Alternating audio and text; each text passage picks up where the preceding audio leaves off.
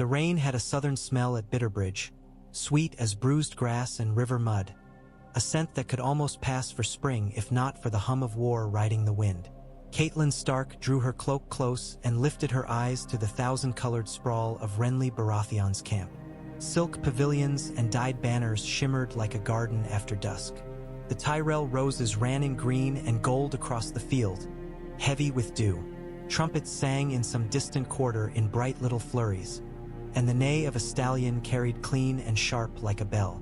Beneath all of it there was the steady background murmur of a living host. Hooves thudding, armor rattling, fires cracking as they gnawed through wood and meat and patience. Her horse tossed its head when laughter rolled over the riverbank from a knot of reachmen. Catelyn patted the mare's damp neck. The animal settled under her hand. It was good to touch something that did not lie or boast, that asked no more than oats and a sure seat. Her fingers smelled of leather and wet hair and the oil she'd rubbed in last night by the light of a candle she guarded from the breeze with her palm. Her father's hall had taught her this much. When men make shows, look for the places they forgot to gild. There would be leaks in this river of silk and good humor. She intended to find them. She was escorted through a tented lane hung with lanterns to Renly's royal pavilion, green velvet tall as a chapel. Butter lamps made a warm haze inside, and there he sat with a crown of summer leaves on his black hair and a smile that looked honest because it had never needed to be anything else. On a table between them lay a map, and on the map lay Renly's hand, brown from sun, sinewed square, a hand that had never skimped on food or coin for its pleasures. "Lady Stark," he said, rising. "Catelyn, if you'll allow it. You come all this way from your river and your hill to bring me a winter gale." "Lord Renly," she said, because she could not shape her mouth around "Your Grace." There were already too many kings in the south. A tall young woman in blue velvet stood at Renly's left shoulder, pale-eyed and silent, a sword belted over a broad-shouldered frame. At Renly's right smiled a maiden whose smile was itself a weapon, all dimples and poise and soft eyes that never missed a movement in the room. Marjorie Tyrell, the Rose of Highgarden. And behind her, his face like a painted saint and a blade's edge, stood Ser Loras, shining even standing still. Renly waved them to food and chairs. He made a jest about northern rain. He told a story of Robert that made him laugh and catch his breath and look, for a heartbeat, boyish and adrift. "I am sorry for your loss," he said then, and his mouth sobered. "For Lord Eddard and the breaking of honor in the city. I was not there. I should have been." "You should have been," she thought. It was a plain truth, and it lay between them like a dull knife. She would not twist it yet.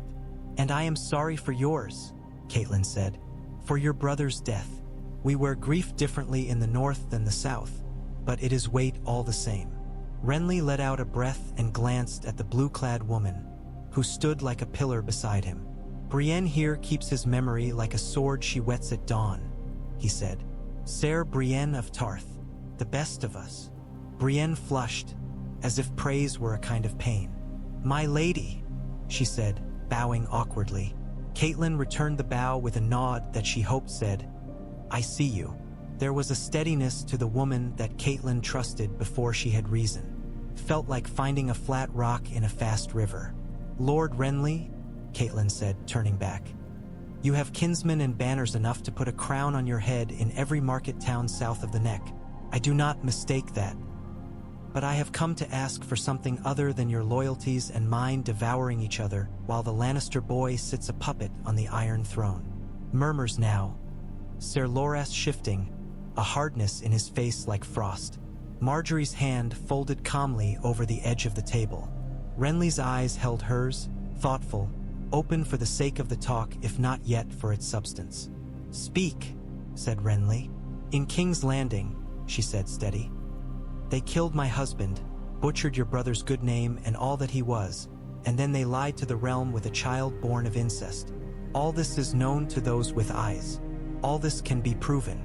Your elder brother has declared it and named himself king by right of law." "Stannis," Renly said, the smile thinning. "He has declared, certainly. You are brothers," she said. "Two spears from the same stalk. If you stand together, Tywin Lannister will fall on his knees before he thinks to draw steel. If you stand apart, he will set you at each other and pick the pieces from your bones." A Reach lord in a gilded mantle laughed. "Stannis bend? The man's made of seasoned timber and vinegar." "Then you bend," Catelyn said plainly to Renly. "If one won't, the other must. Else my daughters rot in a queen's cruel hands, and the boy on the throne grows into a man who learns that law is what his knife can reach." "Ser loras estifened. You come to us with the North's crown in your pocket," he began sharp. "And teach us our duty?" Catelyn turned to him without heat. "I come to you with a mother's fear in my throat, Ser, and a widow's memory salted into my bones. I come to you as one who has seen kings die and castles burn when pride will not bow for the space of a breath." Renly made a small gesture, and Loras bit down whatever else he meant to say. Marjorie's eyes were kind, or the shape of kindness she wore when it served. "My lady," said Renly, measuring her with a gaze that had charmed half the South on its own. "If you were speaking for your son, you would ask me to name him heir of all the Riverlands and the North and swear him oaths in exchange for loyalty. If you were speaking for Stannis, you would have come to demand that I put my crown at his feet. And if you spoke merely for grief, there would be tears instead of steel in your words."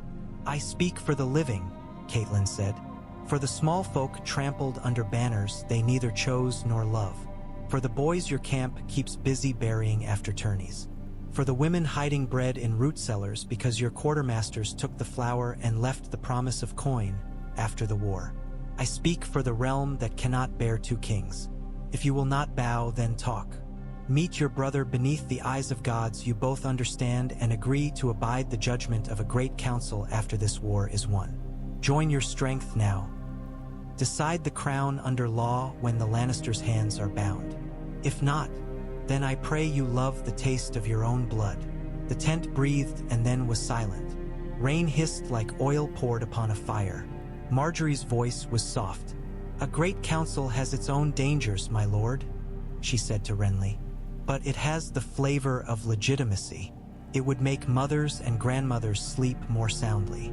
It might even make the High Septon bless our cause rather than merely endure it." Renly rubbed his jaw. "And the brother who believes himself king by right will consent to that?" "Ask him," Catelyn said. "Ask him without the Red Woman at his side and without your rainbow guard drawn up like saints carved from jealousy. Ask him with only truth on the table between you. I will ride to Storm's End tonight if it means your mouth says yes." Renly's mouth twitched. He had the look at times of a man who was listening and at the same moment composing a jest he might use later at table to make this seriousness bearable. "You will ride into my elder brother's camp alone? Do you think I do not know the way fear tastes put under the tongue?" Catelyn asked. "If your word leaves this tent, I will find his hand." It did not leave the tent then. Renly dismissed half his merry counselors to their games, called for wine like a man who means to drink and does not, and looked at Brienne across the breadth of the map. "How long to the Stormlands?" "We could ride before moonrise," Brienne said. "We could reach the Weeping Town by dawn if we pressed and the roads hold. Take men enough to make my honor visible and few enough to keep this quiet," Renly said. "Ser Rabar, you will attend me. No trumpets, no banners. The rest need not know which way the king pisses tonight." The smile came easy. The order under it did not. He turned back to Catelyn. "If Stannis will meet me at a sept on the road with 7 oils and vows taken before gods who are not his, and if he comes without that priestess on her red chain, I will hear this counsel you propose. I will hear it and consider." That was as much as she would win by pleading. She took it and made it more by standing and, as she did, catching Brienne's gaze again, testing what weight it would bear. "Lady Brienne," she said, letting the title sit as if the world had already caught up to the truth that lived in the tall woman's bones. "You know the roads. Will you guide us?" Brienne blinked as if the words had soaked through her skin by surprise. "Aye," she said, stumbled once over the sound, then steadied. "Aye, my lady." They rode after midnight, muffling bit and spur with rags. Rain slicked to the ropes of their hair.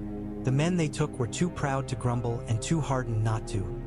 Catelyn heard the old soldiers' undervoice in their breath when the hooves found stones. Rebar Royce rode grim and silent, honor like a ferrule across his shoulders. Brienne's head was bent a little to the rain, but she moved with the grace of one born between storms. Catelyn kept her thoughts on the road, not on the faces of girls she would not name in the dark. At the Weeping Town, they changed mounts at a sleepy stable and bribed a fat-armed girl to point them down a goat track where the main road bent away from the sea. The smell of salt came faint and clean. Dawn broke stingy and gray. They climbed for an hour toward a low spine of hills and then came down along a strand of stones where gulls stooped and rose and called like sudden knives. Storm's End's walls loomed far off, blind and sheer against a slate sea. They found Stannis' foragers first, lean men in tarnished mail with the hard-eyed look of those who had eaten their boots once and never forgot it. Then a banner with a fiery heart. Then a man with onions embroidered small and slyly on his sleeve, which was how Catelyn knew him before she knew his name. Ser Davos Seaworth, she said. He bowed from the saddle like a man unaccustomed to bowing but sure that it should be done when the right person required it. My lady, he said, voice low and roughened by salt and smoke. You've a good eye, but I fear you mislike my company. I do not mislike it, she said. I hope for it. I've come to ask your help. Have you now? He glanced behind her and then at Brienne and Rebar, measuring. I carry my lord's words. I do not shape his mind. You shape his path, Catelyn said, or else he would have run out of it long ago following only his own stubborn feet. The smuggler knight's mouth moved, a ghost of a smile. That's an odd way to ask a favor, he said. It is a true way. She leaned forward in the saddle so she would not have to raise her voice. Sir, I would have Lord Stannis meet his brother at a sept on the Weeping Way, today under the Seven's eyes and without the Red Woman who travels with him. I would have him come with no more than you and a few good men. Renly will bring as many, no more. You want my lord without Lady Melisandre, Davos said. He looked over her head at the clouds piled like stone. You'll have made an enemy there, my lady. I have made enough enemies these past months that another will not change the weight of it. She met his eyes. Sir, I ask this for the realm. Davos studied her. She saw the calculation move behind his quiet, like fish nosing in shadow. He nodded once as if to himself. I'll carry it, he said. He will come or he won't. I'll tell him what you said. Truth has a way of landing with him if nothing else does. But I give no promise about the Red Woman. She sees further than I do, and she sees me when I try to step out of her sight. I have a promise, Catelyn said, lifting her chin toward Brienne at her side. We will meet in the Sept of St. Caron. Stone walls, 7 flames, 7 oils. If he comes, we will not close our fists on him. If he comes with the Red Priestess, Renly will go no nearer than the door.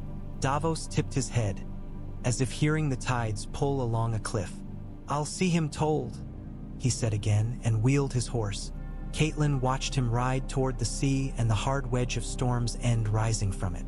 She felt the ache of distance then, between what is and what ought to be, like a cold in her teeth. Brienne's horse shifted beside hers. Do you trust him? Brienne asked. No, Catelyn said, but I trust the thing in him that knows what oaths are for. They had the sept swept and the candles lifted from their niches and relit fresh from a single flame carried from the nearest village. The septon was thin and sleepy-eyed. He tried to persuade them all to disarm, and when that failed he fussed at the soot in the braziers until Catelyn told him plainly that the gods could mind their own floors. Renly arrived with Loras, Rebar, Brienne, and men to make numbers even. He looked at the bare stone and the coarse benches and raised a brow. It seems, he said, that the gods are sparing of comfort in this place. They are generous with stones strong enough to stop lies from passing, Catelyn said. Sit. Stannis came an hour later, gaunt on a tall bay with salt crusted on its mane. He rode with Davos, a sour-faced castellan in green, and 5 men with the look of hard-bred ground between their teeth. There was no flash of red among them. Renly smiled without warmth. "Brother, Renly." Stannis's mouth made the name as if it cost him a tooth.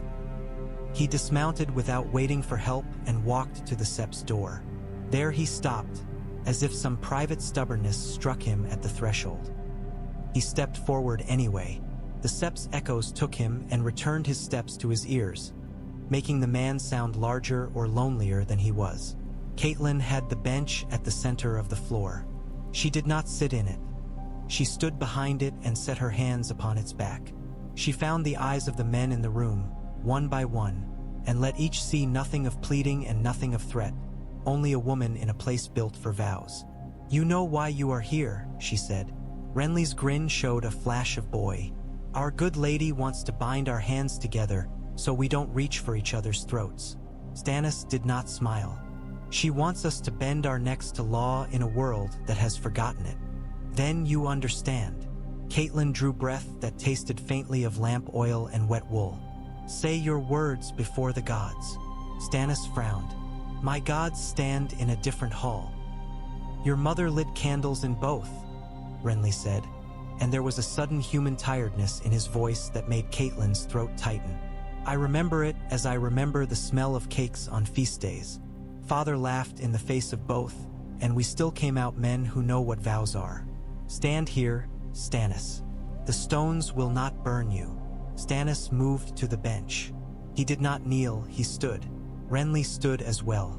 Davos took a place behind his lord and folded his hands in front of him, rough-knuckled and careful as if his nails could scratch the air. Catelyn spoke plainly. "I want an end to this war that does not leave the realm in pieces and the small folk with nothing but graves. I want the Lannisters stripped of a throne they have claimed with a lie. Joffrey is no son of Robert. We all know the color of King Robert's bastard's hair. Before war, law. Before pride, duty. The law of succession is clear. Lord Stannis is Robert's rightful heir, if Robert's sons are false." Renly's mouth twitched. "Your case is argued like a septon's, my lady. It is argued like a wife's who has watched a noose pulled too tight and will not watch another," Catelyn said. "I ask you to make a pact now. You will set aside the question of the crown until King's Landing is taken and the Lannisters are brought to heel. You will keep your banners joined and your swords sheathed where each other's hearts beat. And when the lion is bound, you will convene a great council, call lords great and small to King's Landing, place the evidence before them, and abide by their decision as to who shall rule. If it is Stannis, Renly will bend the knee. If it is Renly, Stannis will do so. Swear it, and I believe the realm will follow you because law and strength will stand on the same bricks for once." Stannis stared at her as if she had put a stone in his mouth and told him to chew. "The law is the law," he said. "What need of a council when the law is a straight road and not a hedge maze?" Renly's laugh had no mockery in it, not in that moment. "For the sake of those who must walk behind you, brother. The law may be straight, but there are many who like their roads with arches and garlands. Let them crown your rightness with their applause. Let the faith nod. Let them all tell themselves they chose you, and they will eat the bread more readily." Stannis's jaw clenched. "I will not put my right to a vote." Catelyn did not look away. "Then count your dead instead, my lord. Count them in piles on a field between here and the city. Count your brother's men and your own and ask the law what comfort it gives to a wife with a hole where a man should be." Quiet. The sept creaked as if remembering storms that had leaned against it. Davos shifted his weight and then stilled, like a sailor in choppy water waiting for the right second to throw a rope. Renly's voice gentled. "Do you so mistrust them that you cannot bear their eyes on your right? If your case is as clear as day, you lose nothing by letting them bless it." Stannis's mouth flattened further. "I mistrust bread that comes with too much honey. Then lick only enough to let it pass," Davos said, surprising them all with the first lift of his voice. It had the plainness of sawed timber. "My lord, the ladies' counsel is hard to swallow, and so is the world. We cannot eat the city with salt. We need mouths who will hold still and chew when we tell them to. If we promise a thing, we can make them keep quiet long enough to win." Stannis looked at Davos with irritation and something near weary affection. The way a man might glower at a dog who keeps bringing him the same stick. He turned to Renly then, his eyes hungry and cold both at once. "If I consent to this farce, you will bend when the council says my name. I will consider their voice the sound of the realm speaking," Renly said. "If it says your name, I will kneel. But I will not do so while the lion grows fat behind his cobbles. I will not put my sword on the floor until his chest is open to receive it." Stannis's gaze stripped Renly to the bone and found, Catelyn sensed, not emptiness but a kind of infuriating solidity. They were both stone, different quarries, different grains, different ways of cracking and not. He turned back to Catelyn. "And what do you offer for this oath?" "Robb Stark keeps a crown of his own and asks others to set theirs aside. Robb keeps his men alive today to keep faith with them tomorrow," Catelyn said. "He will not claim a throne that law gives another while the truth of the Iron Throne is yet to be set aright. He will hold the North and the Trident for the man the council names. He will bend or stand when the T-Day comes. This I can pledge on his behalf and mine. He is a boy who believes in honor because his father fed it to him every morning. He will keep the pact if you do." Stannis, to her surprise, looked almost wounded at the word boy. He had a daughter, Catelyn remembered, tucked away at Dragonstone, and a wife with eyes like a cracked mirror. He stared at the floor. He lifted his face. "I will swear to convene a council once the city is ours," he said, bitterness like gall along the edges. "I will swear to keep my hand off my brother's hilt until then. I will not swear to bend my knee to him. The law does not bend. Swear, and I will swear likewise," Renly said. "We argue later with words instead of steel while people are not dying for our stubbornness. And a thing more, when this council is called, I will not demand that you set aside your daughter's place. If the law is with you, and it says she may follow you, I will not bargain for a greater wrong to make a lesser right." Stannis's head snapped toward him. He had the look suddenly of a man dizzy from standing too fast. It was the first thing Renly had said that did not carry even a sheen of ease. It was duty, hard and pure. Stannis recognized it even if it came from a mouth he hated. "Say the words," Catelyn said before the heat in the room could grow thin again. They said them, both of them, hand on the bench, eyes on the candles. The Septon mumbled, and the gods listened or they didn't, but the men heard themselves and each other. Sometimes that was enough. They bound it with seal and scribble. Davos pressed his sign with fingers he'd used once to steal spices and now to make vows. Brienne stood like an altar and watched, and Catelyn felt a fissure under her sternum slowly ease, as if a bone that had been set badly was being reset in a deeper pain that promised healing. "If you betray this," Catelyn said when the paper was sanded and rolled, "may you be accounted worse than oathbreakers by the lords who follow you. May your mouths be ashes and your beds cold. May there be no songs left to cover your shame." Renly laughed at that, not in mockery but with a kind of nervous gratitude that someone had said something that felt like witchcraft and warning both. Stannis didn't laugh, which meant he had heard it. It would rattle in him like a stone in a jar for days. Melisandre was not there. Catelyn had counted on what absence could accomplish. She had not reckoned with what envy can do. The Red Woman came to Stannis's tent that night, brought on a horse that steamed in the cool dark, her scarf damp, her jewels a small coal's glow. Davos was there and stepped forward, and he lied as few men lie well. He said, "My lady, my lord is called to a council at first light," as if that had not already transpired, and he took her arm as if by habit and guided her to the other side of the camp where the ground was low and the air heavy. She looked up and past his shoulder, a little smile like a blade under a sleeve. "You smell of truth," she said. "The truth being that you fear what I would birth." "I fear nothing any more that has a shadow," Davos said hoarsely. "I fear only what men without honor will do if honor is not given a chance." She laughed then, a terrible soft sound. "Honor is a cloth men lay over their hunger, so they are not shamed while they feed." He bowed his head. "I have fed," he said dully. "I burned ships once and took food that was not mine to take. A man must eat.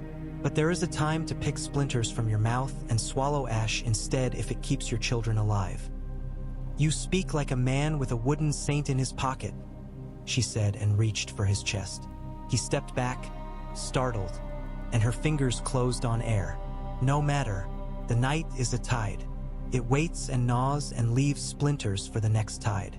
You can spare him of me this hour. You cannot spare him of the dawn. See then, Davos said. Let him have dawn. Stannis slept in a chair rather than a bed, and his sleep was a series of shallow falls and jarring starts. When he woke, there was a sour taste in his mouth and a bitter woman with red hair at his side and a scrap of paper on the table that bound him with words he could not shake without shaking the last steady thing inside him. He told Melisandre the terms. She said little and watched the play of the candle flame in the sheen of her eyes.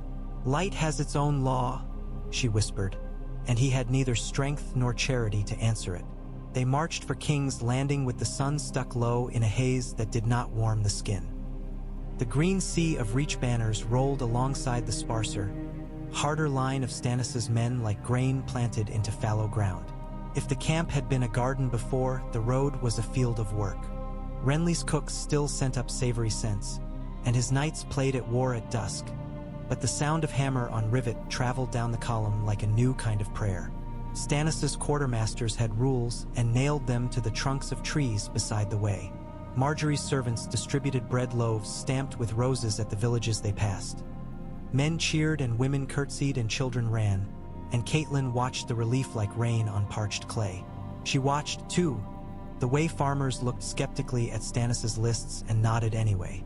They would take the world any day if it came with order. At Renly's council fires, laughter eased men into sleep. At Stannis's, maps were pored over until they looked worn at the creases like old cloth. It was an ungainly union. It was also a true one in its way, each half tolerating the other's roughness because they had sworn with their hands and their names and stood beneath stones to say so. Catelyn rode amid a small knot of men who did not belong to either world and belonged to both. Davos with his quiet eyes, Brienne like a tower, Rabar Royce stern and young, Mathis Rowan joking to cover the fact that he saw more than he let on, Randall Tarly hard as a forge. Sometimes Marjorie rode with them, her hair braided with small metal leaves that caught light like dew. She spoke rarely to Catelyn at first, and when she did, it was with the patience of someone who has learned that a mother's heart beats on its own drum. Slowly, a respect grew, if not warmth. Each recognized the other as a woman too sensible to be swayed by flattery and too weary to pretend otherwise. When they were still 3 days from the city, Renly's outriders brought word of chains being dragged across the Blackwater and barrels rolled into storehouses that smelled of resin and something sharper. Tyrion Lannister had his own kind of order. Catelyn gave him that. They began to hear, too, of Tywin's movements, of the old lion's scouts slipping through the riverlands like knives peeking briefly from sleeves, of the mountain's shadow falling long over hamlets that had once known only the shadows of trees. Edmure had fought him to a standstill near the Red Fork, men said, and songs were already being written in camps that had time for songs. The day before the green mouth of the river opened its teeth to them, Catelyn rose in a gray dawn and found Brienne kneeling in dew, her face turned east. She had left her sword planted point down in the ground, both hands on its pommel. It was a posture of supplication, if not a prayer. "Do you believe the gods watch us?" Catelyn asked as she came near. "I believe vows are heard," Brienne said, "if only by the men who make them. Do you regret yours?" Catelyn said, and the question surprised her. She had meant to ask something about steel, about the angle of a cut. "No," Brienne said without looking away from the mouth of morning. "I regret that I have only one neck to lay under them." Catelyn stood with her for a while, and they watched the sky sharpen. "My lady," Brienne said finally, still kneeling, "if we come to the city and your girls are there, I will go with you and pull the Red Keep down stone by stone until we find them." Catelyn swallowed against a throb in her throat. "I will hold you to that vow," she said. They came upon the Blackwater at noon with the sun making a dull coin of water that smelled of salt and tar. The city lay beyond like a beast in heat and fear, sweating its smells into the sky. Banners snapped along the walls, Trumpets spoke, drums answered. Catelyn rode forward enough to see the boom of the chain glistening dark across the river. She had a moment's sane desire for her father's hall by the tumblestone and for a life where chains were for dogs and not to catch men like fish. Stannis' ships came in on the tide, black hulls and patched sails. Salladhor Saan's sleek galleys moved among them like cats among mongrels, lazy and sure. Davos took his place at the prow of a warship whose oars bit water like teeth. He made the sign he always made before any fight, not sure anymore who it was for. He watched the harbor and measured the wind and made his mind quiet. On the walls, the halfmen watched back. Tyrion Lannister looked down from a crenel with smoke in his hair and a wine stain on his sleeve that he had forgotten to wipe. Haelene the pyromancer breathed excitedly on his hand, and his cheeks reddened with a child's prayer that his trick would be admired and feared. The chain lay sunk. The wildfire waited in barrels marked with innocuous signs that gave Tyrion a mean little thrill every time he saw them. He had discovered lately that he liked having secrets whose knives were in other men's bellies long before anyone realized he'd drawn them. "Let them come," he said to no one and to the city. Renly commanded on the field with a glory that looked reckless but wasn't. He sent the Tyrell horse to harry the roads north and west to keep ravens from flying freely. He drew up his infantry like a painting, bright and layered. He rode between them with a grin that pulled men's courage up by their hair. Stannis' soldiers, grim and spare, moved where he placed them without music, their faces like iron hammered flat and plain, the edges true. Catelyn watched it take shape with the odd clarity that sometimes comes in hours stretched thin by fear. She thought of Robb counting paces under a pine bough and of Eddard laying a hand on a map in their old solar and saying, quietly, "Here then," as if deciding the path to a spring rather than to a field where men would die. She thought of Sansa singing to herself in a window, of Arya with frogs in her pockets. She put her hand around the small wooden mother she kept sewn into her bodice and lied to herself by telling herself she was not superstitious. When the first great boom of wildfire shook the river, men cried out and the world turned a shade too bright, green and impossible. Flames roared with a sound like a giant burlap sack being ripped forever. Davos's second son screamed somewhere out of sight and down. Boats became torches. A gull fell burning, a ridiculous, awful thing. The chain surged up from the water like a black snake and caught ships by the throat. Men leaped and were swallowed. Davos gripped the rail until his knuckles were the same color as bone. He spat into the roaring, tasted ash and the bitter of old onion skin. On the walls, Tyrion watched the fire he'd ordered eat ships and men and pride and the small last scraps of his belief that he was better than those who ruled by fear. He swallowed, feeling sick. "Now," he said thickly, "now open the river. We let them in their measure." The chain dropped a fraction and a few ships slid under the gap created by men sweating and swearing and throwing their backs against winches. Salladhor's galley came with the unerring laziness of a cat deciding whether to land on a sill. It found the gap and slipped through, singed by green but unconsumed. Renly's horns sounded along the bank. Loras led a charge that would be written prettier than it was done. Blood was never as clean as song. He took the gate of the King's Gate with a trick of assuming a disorder he did not have, let a handful of men break themselves on a planted wall of pikes, and then poured through a small hole open thickly and at once like water whose dam is loosened just right. Brienne was with him, her sword worked steady, her boots soaked in blood that wasn't hers. She had never looked less like a maiden and never been more beautiful to Catelyn's eyes. Stannis' men took the mud gate in wedges, 2 steps forward, 1 half step to the side, the rhythm of a grindstone. They dropped ladders, they died. They climbed, they died. They planted feet and rose. Men on the walls fell back from the fire and then from the sight of faces that did not stop. The hound broke and ran, howling, and no man sang about that while he lived. Tyrion led a sortie like a man who had decided he would die rather than let himself be called small again. He cut a path on his stubby legs and took a blow meant for any other man.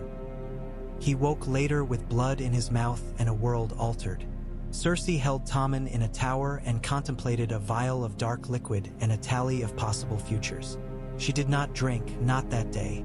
She might have if the Red Woman had been at her door with whispers about light and shadow and kings. But Melisandre watched from a hill beyond the city with eyes like coals banked in ash. And she said nothing because saying would not have changed the shape of this hour. She saw the fires eating men where no shadows mattered and smiled to herself. A small, private thing. Fire is honest. It ended sooner than it might have if one army had acted alone against any city defended by any lion. It still took hours, and the hours cost. By dusk, the Red Keep had shut itself like a fist, and the city around it lay open like a body after the knife. Renly rode with a flag of truce along the city's broken places while Stannis planted men where order could begin to grow again. They met by the gates of the keep with their faces blackened and the old insult between them muted by the day's work. "Allow me the honor of opening your sister-in-law's door," Renly said, teeth flashing white beneath soot. "I will take it," Stannis said flatly, "and bear the responsibility for what lay behind it." They went up together. Catelyn went with them because vows and a mother's hunger drove her, because she had told Brienne she would, because she had the sense in her to be afraid and the courage to go anyway. Davos followed like the shadow of a better man. Marjorie waited at the foot of the hill with bread and clean water and words like clean linen to wrap around wounds. The doors of the keep stood shut. Stannis knocked with his sword hilt, a sound that traveled through stone like a doctrine through dull ears. There was silence and then a voice from the wall, bitter as the taste of bitten words. "The Queen Regent asks your patience." "I have spent my patience on the roads of this realm," Stannis said. "Open the gate or I will hang the man who lowers the chains by his feet and watch him swing while your lady listens." There have been men who could make men on walls change their minds only by standing still and asking. Stannis was not one of those men, but he was one who could make fear travel like a smell. The chains moved. They went inside. Cersei waited on a dais with Tommen and 2 Kingsguard. She wore black and a small smile of someone who is trying out brave shapes for her mouth and seeing which ones will do. "So," she said, not rising, "we have a king." "Not yet," Renly said easily. "We have a city and a list of names. We will see what the realm says." "The realm," Cersei said. "The realm is a fiction you tell yourselves to sleep. Joffrey is the king." "Joffrey is my nephew," Stannis said. The word left his mouth like a fishbone and stuck. "All the same, he is not the king. Where is he?" "In his room," Cersei said, and then she laughed. It was an awful sound. "I do not know. In some hole where the servants hide their children when the city burns. I was not given time to be a mother today." Catelyn stepped forward, leaving the men's words to the men and their knives. "Lady Cersei," she said, polite because she could be and because it cost so little now. "Where is Sansa Stark?" "I should say where she has always been," Cersei said. "At a window, learning to admire things that are bad for her. Ser Mandon tried to take her to the Queen," one of the White Knights said, soft and ashamed. "He did not find her. The Hound's men took her back to her chamber. After that, he spread his hands. There were still flecks of someone else's blood on his knuckles." Catelyn went cold in a way that made heat useless. She was moving before she knew a man had offered to guard her, before Brienne's hand was at her back. The Red Keep was a warren of stones that had seen more tears than rain. Old water lines on stairwells, doors where paint had chipped away in the shapes of hands. If Sansa had run, she would have run to some place that looked like a story. If she had stayed, it would have been because the fear she had learned in these halls was bigger than the fear in the streets. She took the West Tower first because her feet went that way. In some corridor where the light bent as if tired, she saw a girl's slipper. It was torn at the strap. She did not know if it was Sansa's. She picked it up and hid it in her cloak as if she were 12 again, gathering small pretty things for no good reason. Sandor Clegane was there in a doorway that looked like every other door. He was less man than mess, the smell of burned things clinging to him like his name. His eyes were fixed on a girl who was a tangle of hair and fear and a peculiar, stubborn sort of stillness. "She was going to pray," he said to Catelyn without looking at her. "I was going to the Godswood," Sansa said in a small voice whose spine was stronger than when Catelyn had heard it last. I wanted to ask for a thing I knew I did not deserve. No one deserves anything, the hound said roughly, and turned away so they would not see that his eyes glistened. He barked a laugh to cover it. Take her. I'm done with this castle. Sansa's knees buckled when she saw Catelyn and did not at once understand that she was real.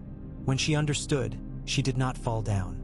She held herself up as if somewhere along the months she had learned to fear the indignity of collapsing in other people's arms. Catelyn went to her anyway.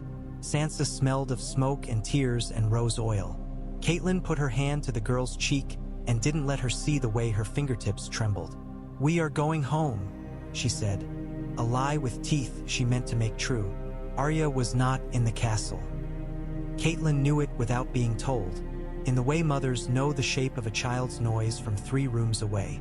Sansa said she had not seen her sister since the day their father died. She's a wolf, Sansa said in a voice torn between pride and complaint. She's always running. We will run after her, Catelyn said. They went down. In the throne room, Stannis stood before the chair that had ruined more men than wine. He looked at it as at a problem in an arithmetic book that had proved all the rules wrong. Renly lounged half a step away with his hands in his belt, the picture of irreverence, and yet his eyes were focused like a hawk's. Do you wish to sit? Renly asked mildly. I will sit when the realm has told me if it wishes me to, Stannis said. Not before. I am tired of men sitting in that chair because their arses fit it prettily. The realm, said Varys, who had appeared from a shadow like a shirt unbuttoned and left slung over a chair, is already gathering outside your windows. This realm will gather when I send for it, Stannis said. We have aims to write and messengers to pay, and fires to put out. Where is the halfman? In bed, said Varys, recovering from a blow that was almost noble. Bring him, Stannis said, then checked himself, as if the idea of wanting a Lannister near enough to give orders to disgusted him. Ask him. If he does not come, I do not care. He did come, patched and angry, and with a look that was no longer merely amused at the world. Tyrion Lannister had looked down on many things before this day. Now he looked up at men he had helped bring into the room and wondered whether they would notice his hands still smelled of pitch. He met Catelyn's eyes and grimaced like a man who has bit his cheek and discovered that his blood tastes the same as any other man's. We will convene a council of the great lords, Stannis said to Renly, to the Tyrells, to the lords of the Stormlands, to the Vale lords who had scuttled out of holes in the city and attached themselves like limpets to power when they smelled it, to Davos and Catelyn and all who mattered or thought they did. We will call them to the great September of Baelor in a fortnight. The High Septon will bless our proceedings. We will place before them evidence that Joffrey and his siblings are not Robert's issue. We will tell them that the throne is vacant and that the law goes where it has always gone, into the hands of the man who does not want it but takes it because duty says so. And in the meantime? Renly asked. In the meantime, Stannis said, we are not lions and we are not fools. We will not let this city eat itself. We will feed it. We will write an order for the bakeries. We will hang men who loot and let men who are hungry watch them hang, so they remember that it is better to line up for bread than for rope. We will send riders to the Riverlands and the Westerlands. Tywin Lannister may be a man with a map in his mouth, but he will find that the lines he draws over men's fields wash away when it rains. Marjorie slipped into the room as easily as a warmed hand into a glove. And will we marry anyone? She asked with a smile that made the question seem like a jest and not the hinge of 3 kingdoms. Stannis stared at her. He seemed to hate being forced to think about arrangements that smelled of flower water and coin. He forced himself to think anyway. I will not set aside my wife, he said flatly. I will not divorce a woman to please men. I have a daughter. She is plain and pious and learned, and she will be an excellent queen if fate is that cruel to her. There will be no question of naming my brother my heir while she breathes. Gods forfend we call fate a cruelty, Marjorie said, her mouth soft and her eyes shrewd. But there are many ways to tie a rose to a thorny stalk. If your daughter were betrothed to my brother Willis, my lord, and your house thus tied to mine in the long term, would that satisfy some part of the fear that keeps my father awake at night? He wishes his line to sit close to thrones. He is not ashamed of it. Renly's hand moved, a flicker of surprise and something like a wound. It was a good offer. It was for him, not a painless one. Catelyn saw him feel the shape of it and not flinch. Stannis looked to Davos then, which told Catelyn that the smuggler's cautions had become a kind of ruler in his mind, even for matters that had to do with faith and family. Davos nodded once, slowly, not because he loved the game, but because he knew it had to be played by someone who would not cheat. "It is a decent rope," Davos said. "Take it." Stannis grunted. "I will consider it. I will not make promises for my daughter's body as if it were coin to be spent in the first hour after fire. But I will consider it. My answer in a week. And..." He broke off as if the next thing had grown a burr. "And if the council says my name, I will name Renly my hand for a year. If he pleases me, I will keep him. If he does not, I will find another stick to beat the realm with." Renly laughed, and the tension in the room eased by a hair. "You'll get used to me," he said cheerfully. "I am less indigestible than I appear." Catelyn took Sansa by the hand and led her out then, because the talk had become the kind of talk that men like, that goes on and pretends war and want are local matters that can be wrapped in parchment. She took the girl into the light, sat her on a bench where the wind brought the smell of the river, and removed what remained of the court's perfume from her hair. "Mother," Sansa said at last, trying the word on again. It sounded raw in her mouth. "I wanted to be brave." "You were," Catelyn said. "You are. Bravery is not only for swords." They sent ravens to Riverrun and to the Twins and to the Vale and to Manderley's cold halls. Edmure got the letter and laughed, and then cried because he had been living for months like a rope stretched too tight over a brook. He moved men and dug trenches and wrote back to say he would keep Tywin from the trident as a beaver keeps water from a miller's wheel. Walder Frey read the letter and counted his daughters and his sons and his regrets, and told his sons to come to his hall and bring their caps.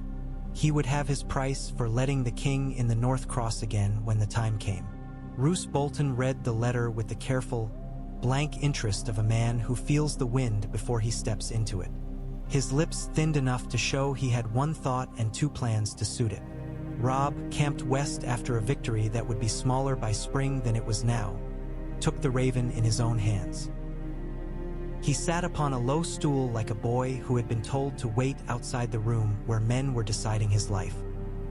He read his mother's neat hand that did not waver even when her heart did, and his jaw clenched and then eased. "We will hold for the council," he said to his men.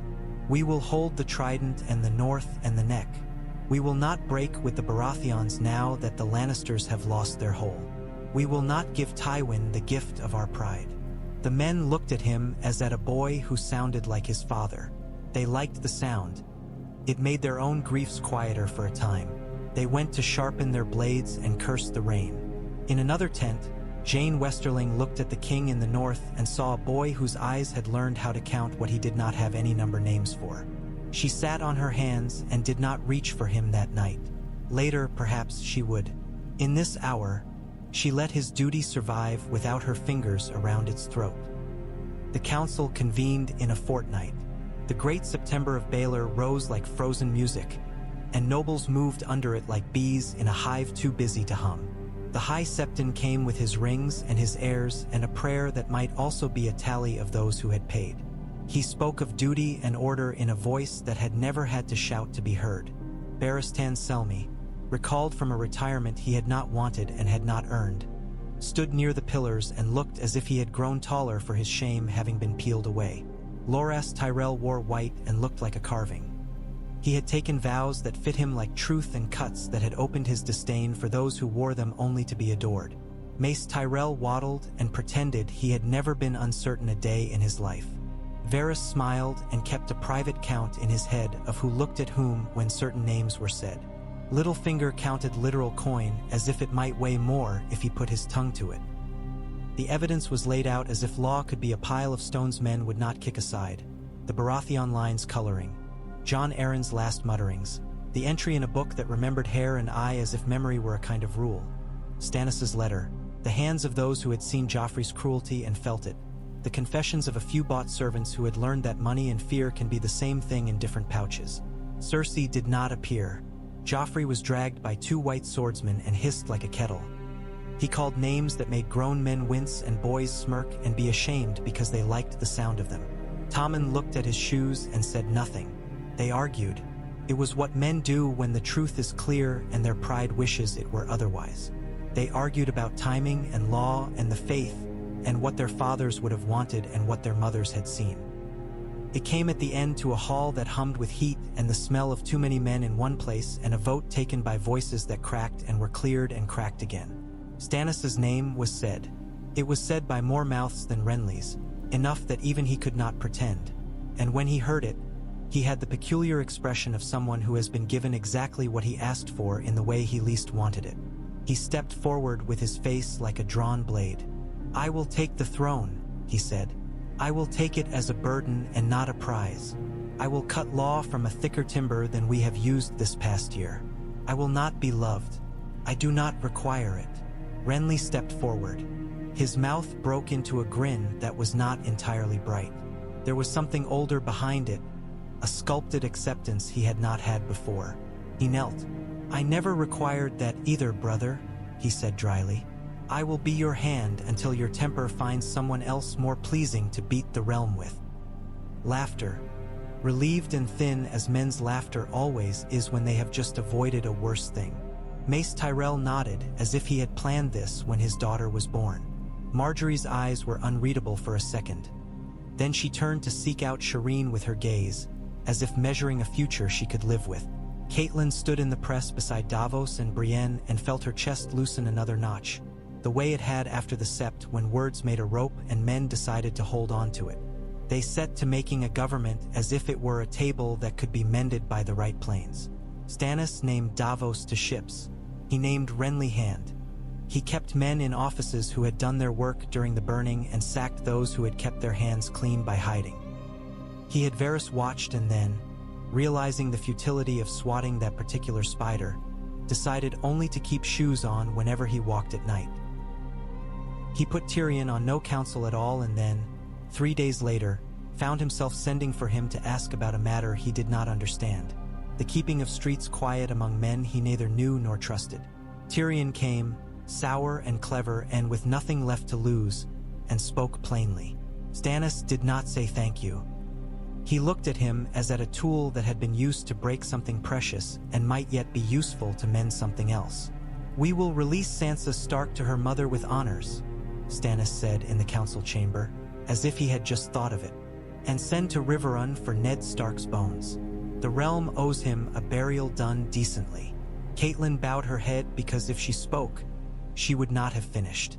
Renly glanced at her and then looked away with an expression that said he was not the kind of man who pretended to understand mothers and did not wish to offend one by pretending.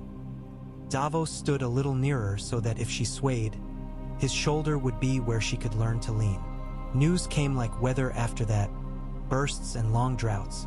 Tywin held the West and would not brook negotiation with men he considered less legal than his own coin. He wrote letters that cut without point and shoved troops around the map with an old man's efficiency. He offered nothing for Sansa because Sansa was already gone. He offered everything for Jaime because Jaime was the only thing he had left that smelled like leverage. Jaime remained at Riverrun, iron in his wrists and a working mouth that got him hit now and again, and then got him a cup of wine because men will always listen to a good liar if he is bored. Catelyn rode to Riverrun with Sansa and Brienne and a small company and a letter from the king that told Brynden the Blackfish to keep his men where they could kill the right people at the right time. Lord Hoster breathed slow and shallow and was surprised to wake and find his daughter's gentle hand in his, warm as a small fire. He smiled his old smile and wandered again into a room she had never seen and was unsure she wanted to. Catelyn went to Jaime's cell because she was owed the pain. He grinned at her and said something to make her angry, because he liked it when people looked vivid and he brought color to their faces. She looked back at him until the grin stuttered and stilled. "You will be exchanged when I know where my other daughter is," she said. "Not before. I will not trade a piece of my heart for a thing of yours when the one I want is still missing." Jaime's mouth twisted. "Your girl is dead," he said, with the mercilessness of someone who fears that if he allows mercy in his words, he will have to allow it in his life. Or worse. Perhaps, Catelyn said, but I am not finished being her mother yet. He laughed and drank the wine she had brought and watched Brienne with fascinated contempt that hid something he himself did not like to look at. She returned his gaze with the calm of a woman who has learned to stand when she is being mocked and wait until the mocking tires. The Ironborn had taken the north while men argued under the fluted ribs of a September. The Raven came with the news that Winterfell had fallen and risen again and burned and became a story too complicated to be written on one scrap. Bran and Rickon were dead and then were not or were. The letter changed its mind as if truth had blood on it and could not be gripped. Theon Greyjoy, once a boy under Ned Stark's stern mildness, had chosen a path and then another and stood with his feet on the splinters between them bleeding. Ramsay Snow, a name from the weeping water, rose like a boil on a northern map. Catelyn did not sleep for 3 nights. On the 4th she slept and dreamed of a god's wood with heart trees and crows and a boy's laughter that was both Bran's and not. She rose with a plan that would have been a mad woman's plan in a saner world. To ask the king to send men north to defend a wall of ice far beyond his temper's interest. Stannis surprised her by saying yes before she had finished. The Night's Watch sent a raven, he said. 3, in fact. No one answered. They were not addressed to me. That seems poor practice. I will send a man with ships and men to stand at the wall and curse in my name. And I will go later, when the west is made quieter and someone teaches my brother to sit in a chair for more than an hour. Send Davos, Catelyn said without thinking, because she could not picture any other man the North would trust if they didn't know him. Stannis grunted. I cannot send all my conscience north at once, he said, but I can send half of it. Davos will go and curse at the cold and come back with frost on his tongue to tell me whether winter has teeth. Davos bowed because he did not know how not to obey a command that sounded like sense.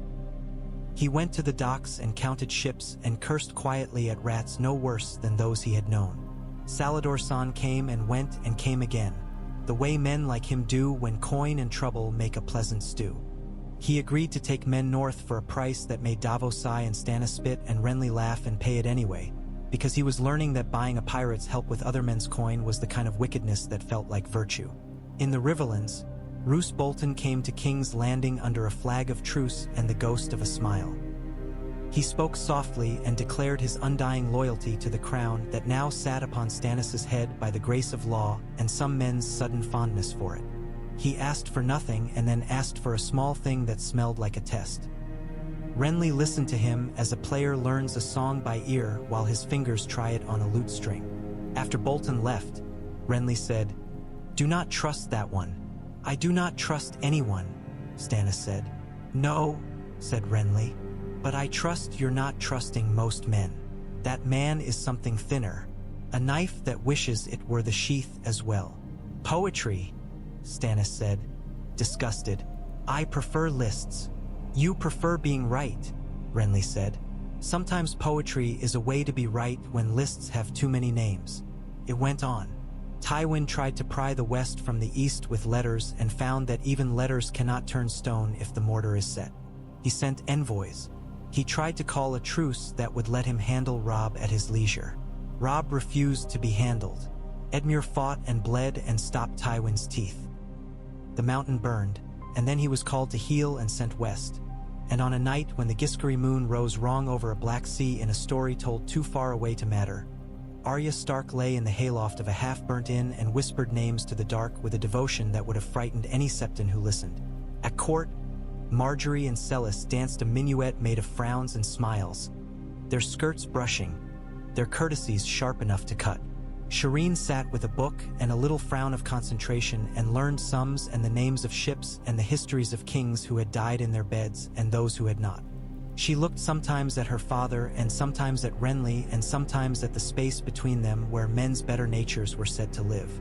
She gave Marjorie a shy smile once and received one in return that made her look down, the way girls do when they see a future being arranged with their bodies as if it were furniture to be moved into an agreeable corner.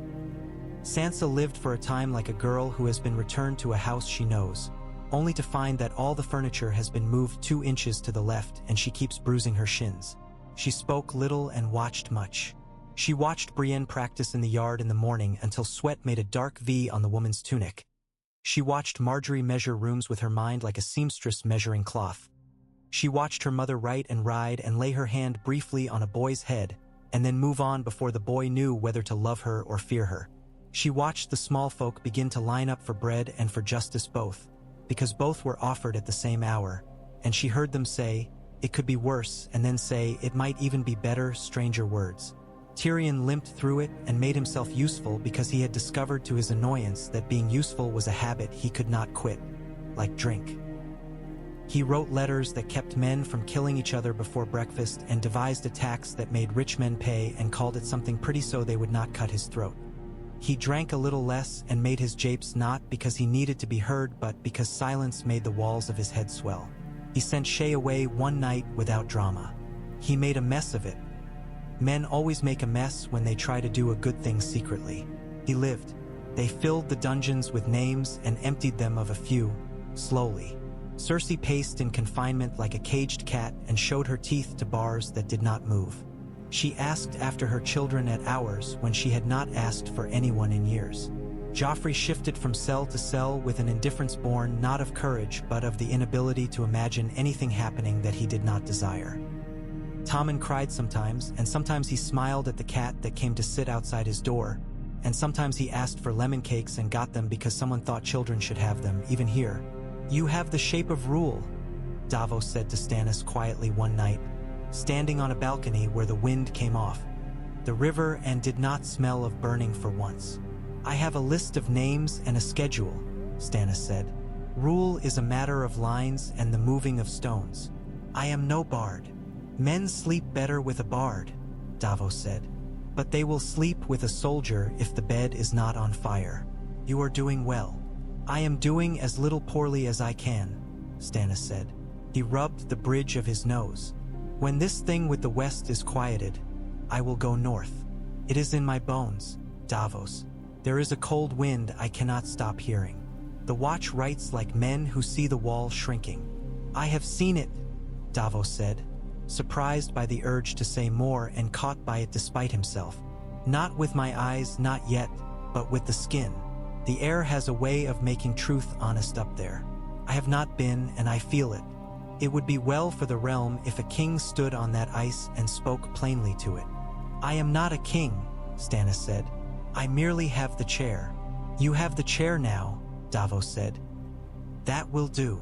Catelyn went north to Riverrun and then to the Twins with Sansa at her side, and an escort that would have been read as insult by any other man who called himself something large. Walder Frey found it enough and not enough. He demanded much and got a little less. He wanted a king at his table. He got a queen's mother and made do. He asked for a marriage. He got Edmure with a Frey girl who smiled as if smiling were the first thing that had ever been asked of her that did not hurt. The bedding was less ugly than it might have been because Catelyn had learned to forbid ugliness when she had the power. Roose Bolton watched and smiled his small smile and made promises that burned off like a fog when the sun rises. When Tywin's first letter came asking what it would take to detach the Dreadfort's fealty, Roose folded it into a crane and placed it on his mantle and waited to see if any wind came through the window. None did. He burned the crane. He had the faces of men he could betray and decided to let them live a while longer. He took quiet satisfaction in this restraint. He would betray someone later when the music called for it. Brienne went with Catelyn and then came south again when Sansa was safe at Riverrun, because she had put her sword down under Stannis's conjoined banners and would not leave it until she was told she could. She trained in the mornings and took her meals in quiet and did not notice that Loras watched her sometimes with an expression that was not contempt. Then was something else again. "You loved him," she said once, not unkindly, when they had found themselves alone in a passage that smelled of old stone and oil for lanterns. "I loved my king," Loras said, brittle. "You loved your friend," Brienne corrected gently. "And you were not his only friend, and that hurt." Loras made a disgusted sound. "God spare me a woman who knows what men are." "They cannot," Brienne said. "We have to learn it ourselves." He laughed then, The same bone's edge softened for a moment. Salador-san's ships made white lines on a black sea that turned green sometimes and then, further north, the color of iron. He laughed and sang and took coin and kissed a boy in White Harbor and left 2 purses heavier the next morning. He set Davos and a handful of men ashore on the stony coast near Eastwatch, and Davos breathed the cold like a man drawing in medicine. He looked up at the wall and felt small in a way that made him grateful, not humiliated. Men in black came down with faces that had forgotten laughter and took him to a hall that smelled of old smoke and wet wool. "The king sent me," Davos said, feeling ridiculous and learning to like it. "We are to help. Tell us how." The Lord Commander, a man with eyes like winter water, did not waste words or pity. He told Davos how. Davos wrote it down and read it and reread it until the lines felt like the lines on the palm of a hand he loved and could not stop tracing. He sent a raven. It took wing into a sky that was not his sky, and he watched it go until he could not see it and still looked as if, by staring, he could keep it on its line. Catelyn slept at Riverrun with her father's breath ticking away like a clock whose owners had forgotten to wind it. She rose each morning and watched the river in mist and thought of boys in trees and girls under roofs and a man's hand on a map and the way a sept stone had felt under her palm. She wrote a letter every week to Sansa even though they were in the same castle and she could simply have walked to her chamber. Words written sometimes hold better than words said. She had learned that late and with pain. She dreamed often of a girl with a wolf's snarl and a needle of steel. When she woke from those dreams, she lit a candle and asked the gods she knew, and the ones she didn't, to return this child to her. "I will not ask for her to be unchanged," she said once aloud, surprising herself with the sense in it. "I will take her as she comes." In the Red Keep, Stannis learned to walk hallways without wanting to hit the walls. Renly learned to sit for a span beyond an hour and to hear men out to the end of a sentence without interrupting with a jest that would have won him a laugh but lost him a truth. Marjorie learned where the kitchens kept extra sacks of flour and how to smile at a baker who had once told a beggar woman he had none when 2 were in the back. Shireen learned to look up when she spoke to men who would never take her seriously and to make her voice cut where her face did not. A raven came from beyond the wall to the Tower of the Hand, where a steward with cracked knuckles brought it to Renly because Stannis was sleeping at an hour when his temper refused to function. Renly read with a frown and then went quietly to wake his brother with the gentleness of a man who has startled too many horses and given up on that way of life. He waited while Stannis rubbed his eyes and became the man the realm believed in because it had no choice. "Read," he said, offering the parchment. Stannis did, and the skin on his face tightened until the bones beneath seemed to push forward. "I will go," Stannis said. "After the West," Renly said. "If the West is quiet in a month," Stannis said, "I will go then. If it is not, I will go anyway and take 10 ships and 1,000 men and my stubbornness and see which freezes first." Renly laughed softly. "I will not enjoy this job while you are gone." "You do not enjoy it now," Stannis said. "True," Renly said, "but I have learned to endure it." Stannis looked at him for a long moment. There were many words he could have said. He chose the smallest that carried the most. "Good." On the day they hanged the first 3 men for looting, Catelyn stood in the square because if justice must be done, it must be witnessed. She did not look away. The faces were ordinary and could have been men who would have married an ant if time had broken differently. She let the sight settle in her. She did not run from it. She wondered whether it was mercy to watch or a needless cruelty to herself. She kept her place until the end and then went to hold Sansa's hand because the girl had stood as well, chin up, trembling, watching men die because that was part of living in this city now. They walked away together and did not speak for a while. There were fewer rats in the streets after. There were also fewer whispers about the crown being a game to be won with cunning alone. Men began to bring their disputes to men with lists and schedules because they discovered, slowly, that lists and schedules came with bread, and bread was more useful than hope.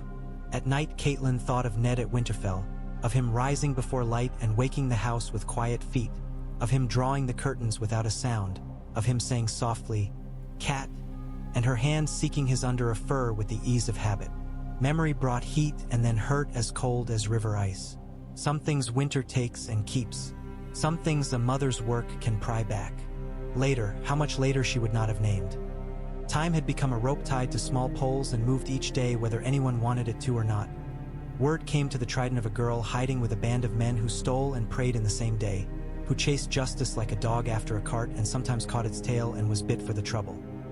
A name traveled in the wrong direction for a while, garbled, then arrived as if it had always been coming: Arya. She moved like a sparrow and fought like a boy who had watched men too long and decided she was as good as they were at dying. She had not died. She had made a man who had killed her friend die instead. There were worse prayers. Catelyn went to the godswood and thanked the old gods and the new and whatever it is that holds a mother's words in the air long enough for someone to catch them. She did not ask guards to go find her daughter like a piece of jewelry. She did not write to command. She lit a candle and made a quieter vow that when the time came, she would not try to force the child she loved back into a shape that no longer fit. When Stannis went north, he went as a man who had finally found a problem that was bigger than his temper. He left Renly with parchment and coins and then sent more letters back from White Harbor in a hand that had learned to scratch while the ship rolled and the ink froze. Davos met him at Eastwatch with a face cracked by wind and news that would have made any other man giddy and made Stannis merely grim. Giants, dead things with blue eyes, a boy on a wall with a wolf's shadow in his words. Stannis stood on the ice and looked into the great white and said, "Good," without meaning good, and then drew his sword. Catelyn stood at Riverrun with Sansa and said to herself what she had learned to say when she woke and when she slept and at every hour between. Not yet. Not done. There was still too much to bind before it unraveled. Still too much to steady before winter could begin. But the shape of the world had shifted. Men who might have killed each other on a summer night now broke bread at a winter table. She had not made them saints. She had made them oath-bound, and sometimes that was the wiser thing. When the river thawed fully and ran fast under the bridge like a thought too quick to catch, she walked down to its bank at dawn and watched the light pick out minnows in the shallows. The air had a bite to it that would not leave soon. She found herself smiling. A small secret smile for the way something like spring can be felt in the first cold weeks of its coming even when nothing has yet changed. Sansa was sleeping inside. Arya was somewhere with a scrappy band and a hunger she could harness. Bran and Rickon were lines on a page that changed when you read them twice. Robb was a king holding his hand back. Ned was a man whose bones were somewhere between here and home, traveling slowly and properly, as bones should. Behind and southward, two brothers learned how to carry a realm without breaking it. In front and northward, a wall learned the sound of a king's voice and decided, for a while, to stand. And in the space between the two, in kitchens and stables and small rooms where mothers cut bread, the realm took a breath it had not had for a year and decided to use it to speak in a quieter voice. There were still fires to bank and wounds to bind and wolves to call home.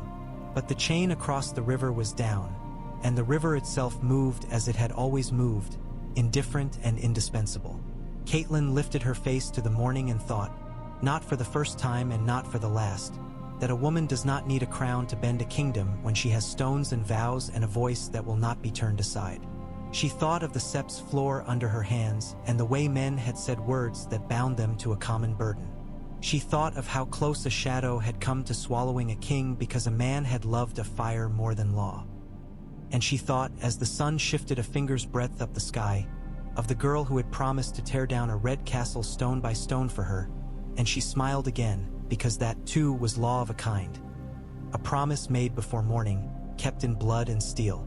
The river slipped by, and the banners above the walls stirred, and far away a horn blew low and long, a sound of men returning to a gate that would open.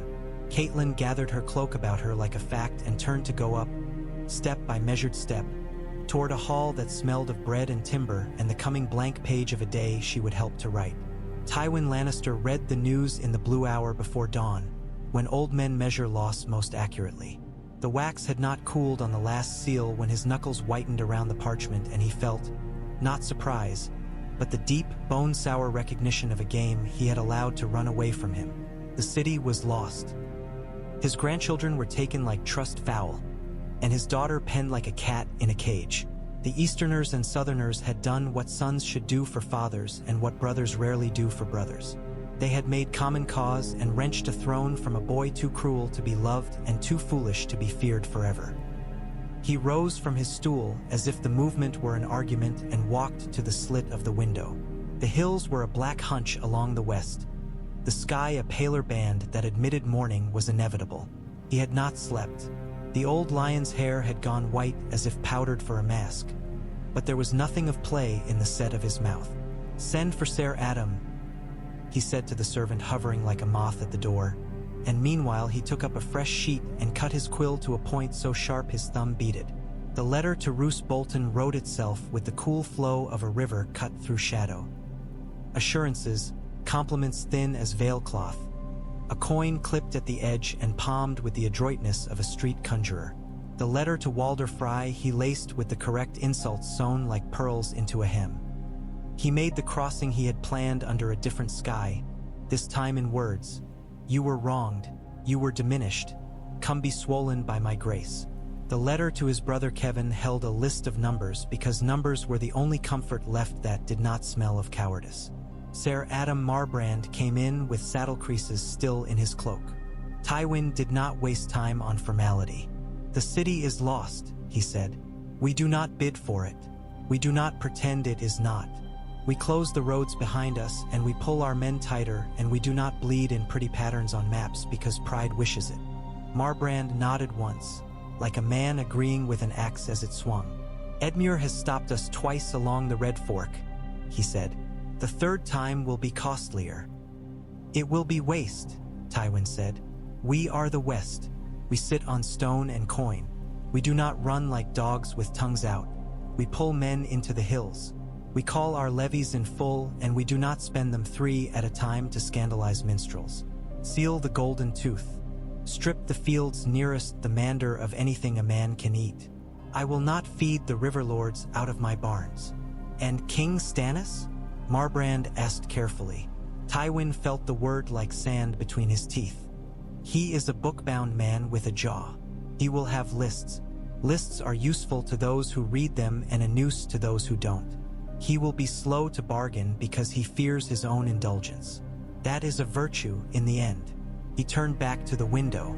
"We do not sue for peace while my son's wrists are ironed. But we will not be led onto a field to please Renly Baratheon's taste for horns and pageantry. Find me what we need to hold a year. If we hold a year, we hold 3. Coin and time. If the gods are cruel, there is still that." Marbrand left with the solemn eagerness of a man who sees a path that will break his feet and longs to start before the pain decides him otherwise.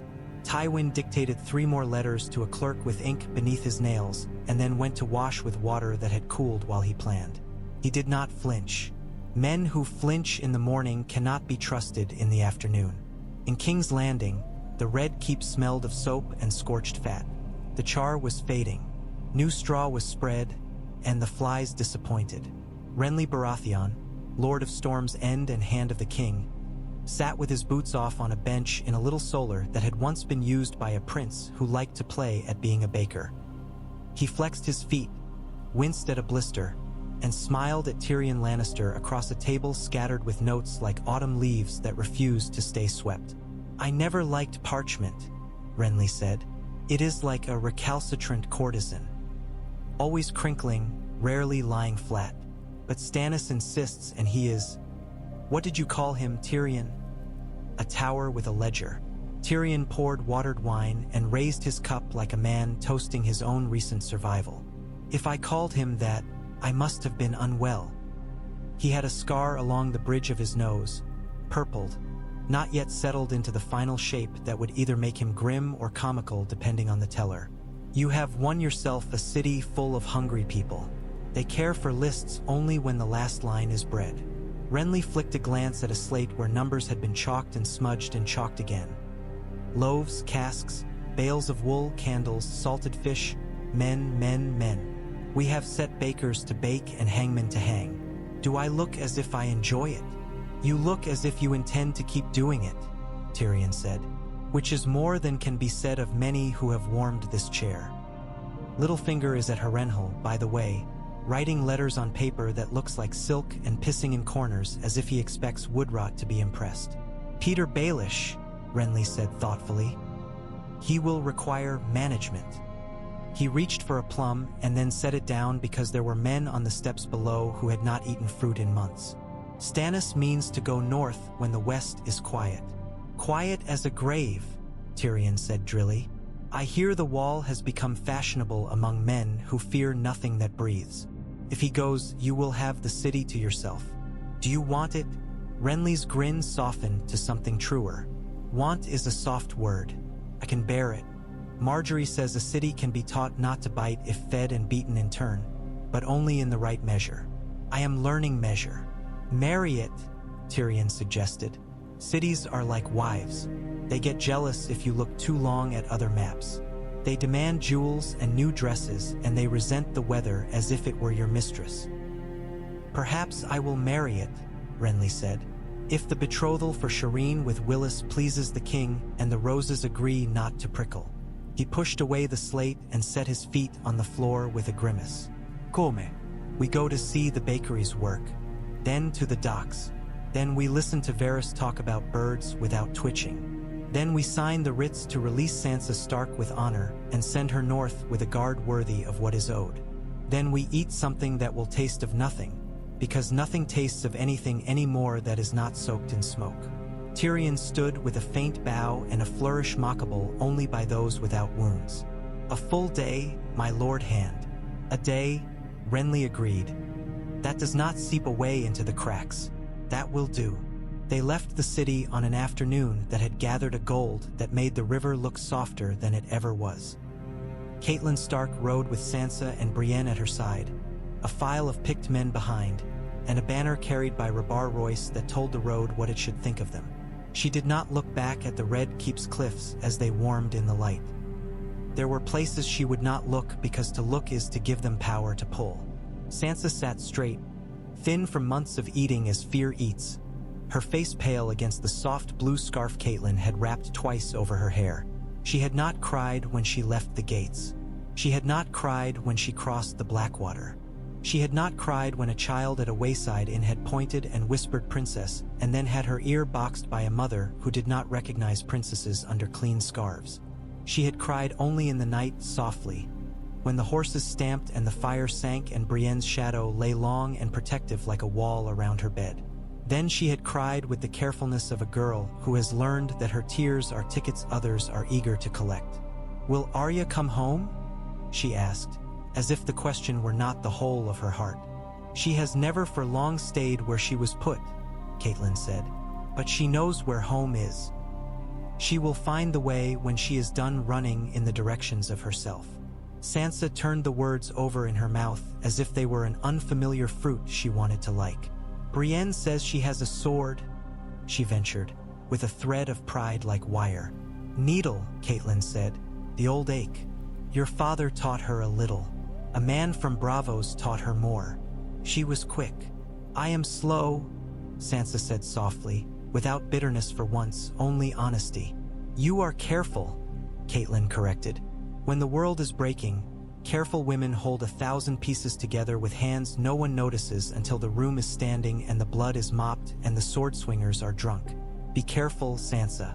It is a sharp virtue. Sansa looked forward. The road unfolded like a vow.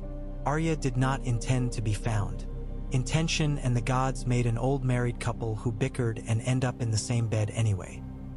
She ran with the Brotherhood without banners under poplars that whispered like gossiping ants and across fields where the grass had been cropped to a brown fuzz by cattle that had been taken days ago, and along riverbanks where the mud sucked at boots as if the river wanted legs as well as arms. Thuras of Myr drank less than he was famous for and prayed more. Beric Dondarrion died again and kept getting back up like a story no one had tired of telling yet. Gendry hammered at any flat spot like a boy who would learn a trade even if the world ended on a Wednesday. They left coins on tables when they could and took chickens when they had to and apologized to honest men with honest eyes even when those men would not accept apologies as currency. They heard the news in bits and pieces that did not want to fit. The city taken. A king named who had never laughed in his life. A green boy hand who smiled as if he liked strangers. Sansa Stark ridden out under a flag that smelt of salt and stale smoke. Wolves crossing rivers. Lions pulled back into their hills. Arya listened with her mouth set. She did not say, "I want to go to Riverrun." She knew enough now to say nothing twice and say a third thing aloud. When the hound found them in a ruin sept lit by holes in the roof through which rain fell as if the gods had decided to weep politely, he looked like a man who had been boiled and then left to cool in his anger. He stood in the door with the rain's tatters behind him and stared at Arya as if she were the only thing in the room that did not disgust him. "You," he said. "Me," she said back, and her fingers tightened on the hilt of her little sword. "Put that toothpick down," he said. "You couldn't pick a chicken bone with it." "I killed a boy with it," she said, because bragging could be prayer. "Boys are easy to kill." Sandor's mouth twisted. "Men are harder. Women hardest of all if they have a reason. You want to go home? The road is open if you have coin and a king who wants to show his teeth." "We have a king," Thuras said mildly.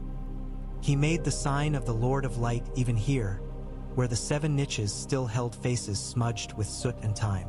"We have a brotherhood and a cause also. Arya will go home when she is done with the work she has made for herself." Arya did not look at him. She looked at the hound. "What do you want?" "Coin," he said promptly, because truth was easier than lying when the smell of ashes still hung in your hair, "and meat, and to ride a road where I am not asked to set anything on fire." "You have coin." "Some," said Arya. She judged his face with a small wise cruelty that frightened her sometimes when she caught sight of its shadow in herself. "If you take me to Riverrun, and if you don't bite anyone on the way, you can have it." "Bite?" he repeated softly, and then, abruptly, he laughed, and the laugh startled a bird from a beam. "God's girl. Get your bundle. We leave now." They did not leave then. Beric said words about vows and safety. Thuras said a prayer that was also a blessing. Gendry looked as if his hammer had knocked the air out of his chest. Arya took up her bundle and her sword and the brittle shape of herself and went anyway, because the words in rooms had rarely held her. The hound led a sway-backed horse and gave her the better saddle with the embarrassed gruffness of a man who keeps finding a bit of softness stuck to his palm and cannot get rid of it. They moved under a sky that had not yet decided if it meant to rain and then decided, as skies do, to do both at once. On the 3rd day they met 2 of the mountain's men at a ford where the water ran like a rush of hard breaths. Arya did not hide. Sandor did not grin. They killed the men quickly, without enough cursing to satisfy either. One of them lived long enough to say "King Stannis," with a curl of lip that made Arya want to cut. Not because she loved this new king, but because the word had been hers once and had cut her in return. Sandor rifled the bodies with the practiced decency of a mercenary. He took a boot, a knife, and a handful of coins spattered brown. He did not take the ring one man wore. He never wore rings. "Riverrun," he said at dawn on the 7th day. After a night of rain that had filled ditches and soaked bread to paste, he pointed with his chin. "There." Arya felt something in her chest flutter and then beat like a trapped bird that had decided it would live. She swallowed hard, because swallowing had become a way to keep her throat from breaking when she said the words that began with "Mother." They let the hound come to the bridge. It was not wisdom so much as exhaustion. The Blackfish looked at him, looked at the girl beside him, looked at the rain, and decided to spend cents on more expensive bargains. He took Arya in his arms as if she were 6 again and had fallen from a pony. She clung a moment, then pushed away and stood straight, as if she didn't want the whole of the hall to see, and all the men who had come because they had heard the name Stark travel on the damp air pretended to be looking elsewhere. The hound took his coin without counting and did not speak, as if speaking would make the moment less honest. Nobody tried to thank him. There are men you do not thank because thanks would be an insult shaped like praise. Catelyn came down the stairs with the careful speed of a woman moving through water. Sansa followed with her hands to her mouth. Arya looked at them, and for a heartbeat she was the child who had put mud on her face and run to frighten Septa Mordain, and then she was the girl who had watched a sword fall on a neck she loved, and then she was both and she ran. They held one another as if 4 years could be swallowed at once and not choke. Could not be. They coughed and cried and laughed, the weak, frightened laugh of those who discover they have not forgotten how to joy. The Blackfish waited with a soldier's patience until the first wrench of reunion had passed, then cleared his throat like a foghorn softened. "Come to my solar," he said. "There are letters." Arya made a face. "Always letters," she muttered, and then flushed because she had not meant to be heard, and Sansa giggled out of old habit. One that had been beaten thin but not erased, because Arya had said something rude and could be scolded for it later, and the Blackfish looked at them both, and the corners of his strict mouth lifted because he knew what the sound meant in a hall that had heard too much crying. The letters were not kind, but they were honest. Winterfell had fallen and risen and fallen and burned and become a ruin, with crows writing their own histories on Charthian Greyjoy, had been lord and dog and prisoner in the space a man might spend drinking a cup. Bran and Rickon had been killed and then found and then killed again, depending on the voice, as if their lives were small boats swamped and righted and swamped again on a choppy brook. There were whisperings of the central coil of the north pulling tighter around White Harbor, of Wyman Manderly fat with patience and bread, of the Umbers laughing their big laughs with smaller eyes, of Karstark spitting and Bolton men smiling where smiles should never be. Catelyn sat with her daughters and ran her fingertip along the edge of the table until she felt the splinter she had learned to love, because it grounded her in this room when the world tried to whirl her away. "We will not move until we know," she said. "We will not chase ghosts. Winterfell is a place. My sons are lives. The North is a fact. We will be patient. There is war in the West. There is danger on the road. We will not let impatience kill what grief has not." Arya bristled. "I can go," she said. "I have a sword.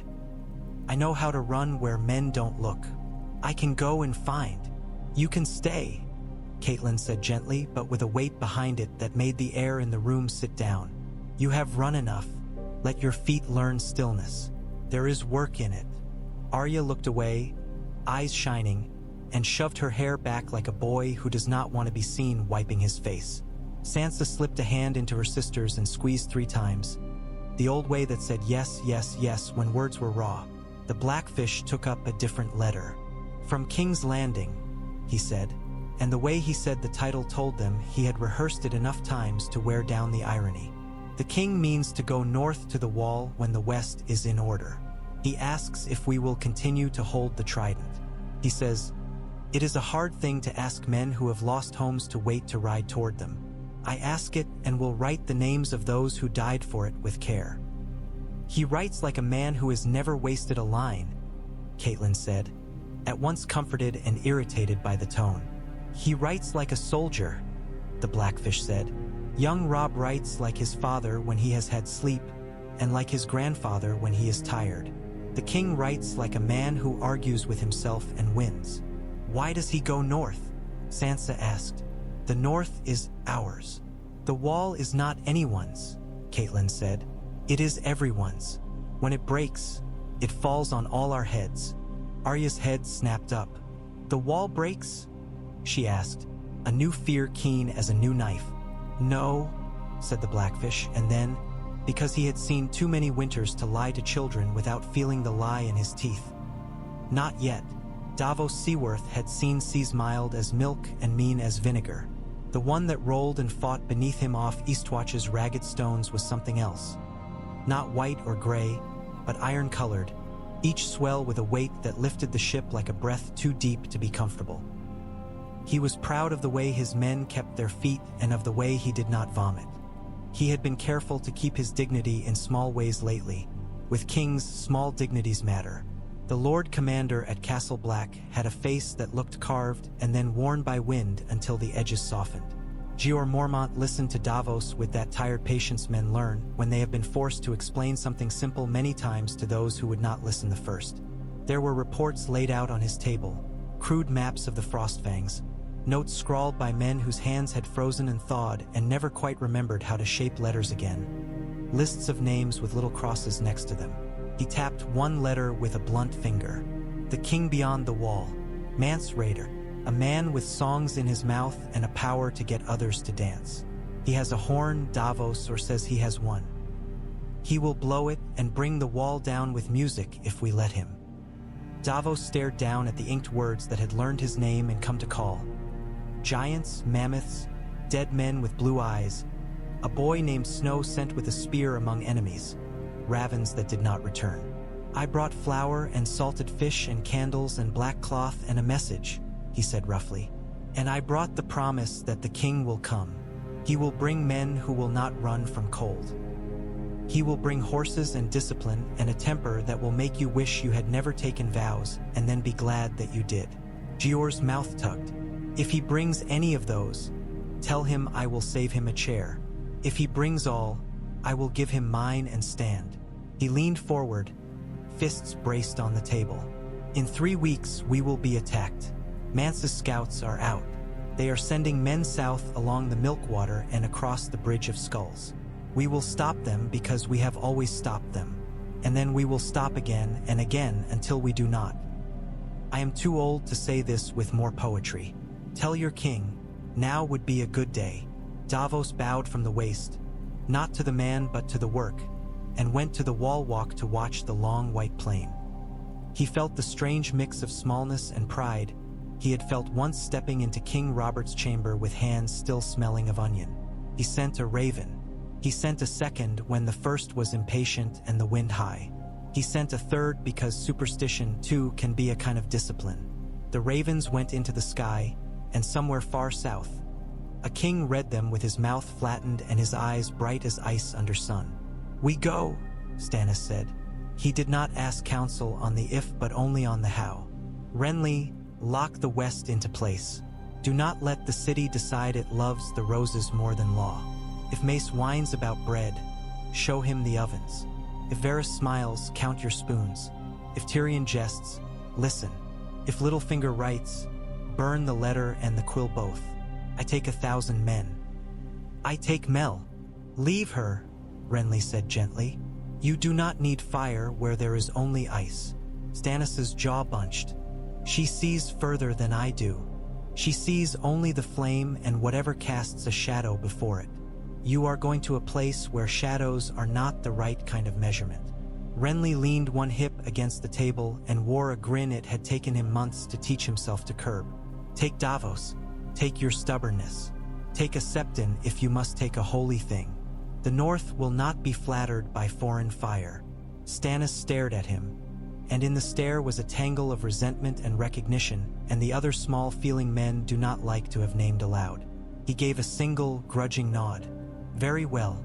Explain it to Celis. Renly's grin failed him. You have a temper. I have tact. We have both been well used. They left by night to avoid flowers and applause. The Stormland's men who rode with them kept silence as if it were part of their oath. The Crownlanders stared like men who had discovered their king had grown wings. The ship's Salador-san had not yet tired of furnishing were dark teeth at the quay.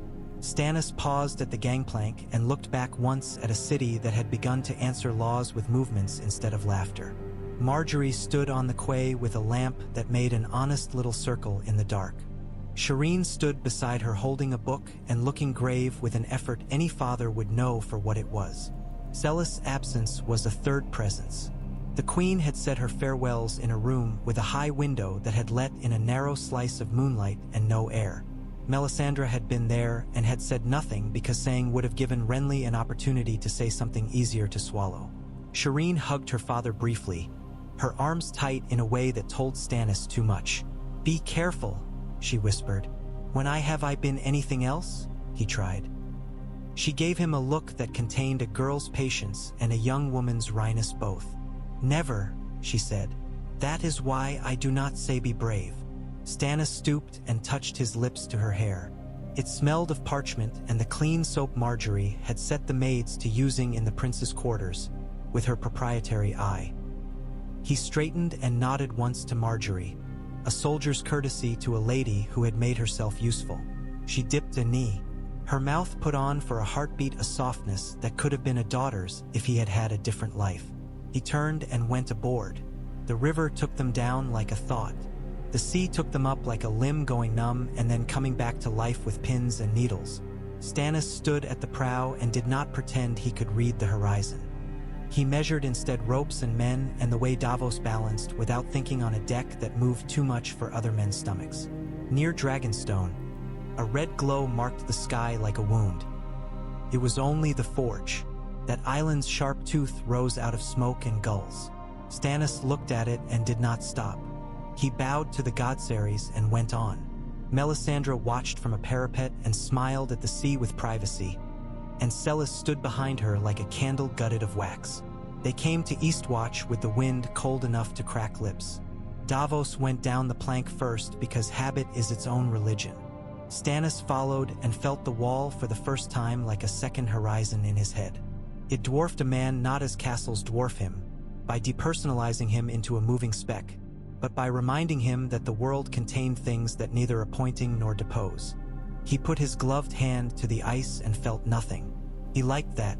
Mance Rayder came with drums made of hide and with horns made of bone and with a host that rolled like dark water when dark water has rocks hidden under the surface. Jon Snow stood on the wall with his black cloak whipping and his heart a tight knot of wrong vows and right acts. He had killed the woman he loved because she did not walk where he was meant to stand, and he could not sense the future because it would not announce itself. It would arrive like the first breath after a drowning. Donal Noye had died at the gate. The tunnels stank. The cold found places men had thought long since warmed by wine.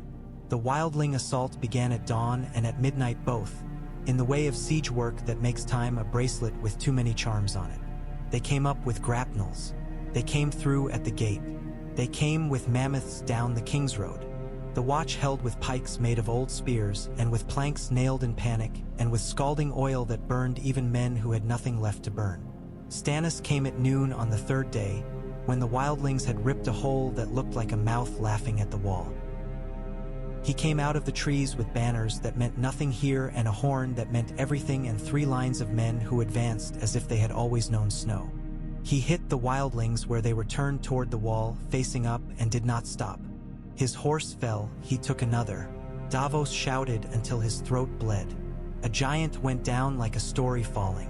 Men in furs cried out one name and then another, confused that the gods they had packed for this march had not warned them about a man with a stone face and an iron will. Jon Snow stood on the wall walk and watched victory arrive like a winter sun that rises thin and is still enough to make the day. He felt his legs shaking, whether for relief or grief he did not know, and he was angry that he could not tell which. When Stannis rode under the wall and into the yard, Jon came down to meet him with his sword at his hip and his duty wrapped close around him. He bowed as much as men of the watch bow to kings. "It is neither little nor much. My lord," he said, defaulting to safety. "I am a king," Stannis said harshly, "and you are a Snow." He looked Jon over as if he were a horse whose teeth he had questions about. "You sent me letters that had sense. I expected a man with a beard." Jon blinked. "I shave," he said, "because sometimes the only rope to hand is a jest you do not mean to throw."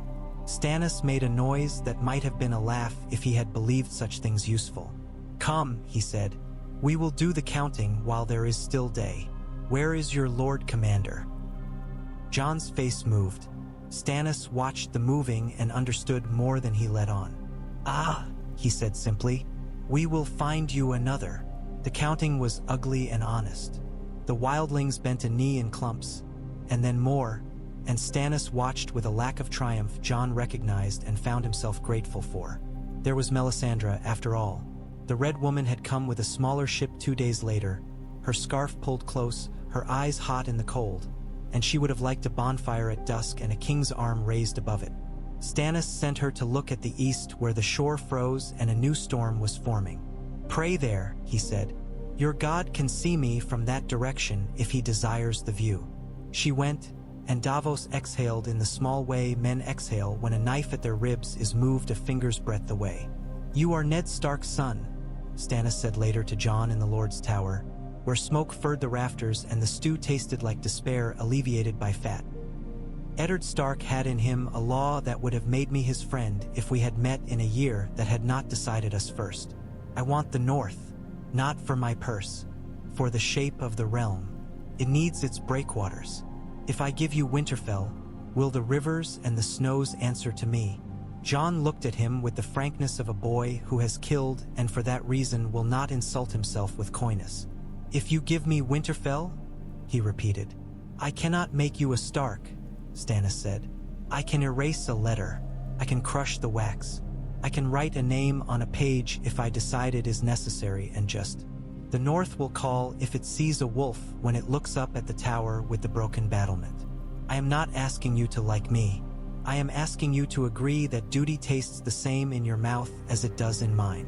Jon's throat worked. He thought of Robb, suddenly, the brother whose name still came with pride and pain both. He thought of Bran and Rickon, alive and dead and in between.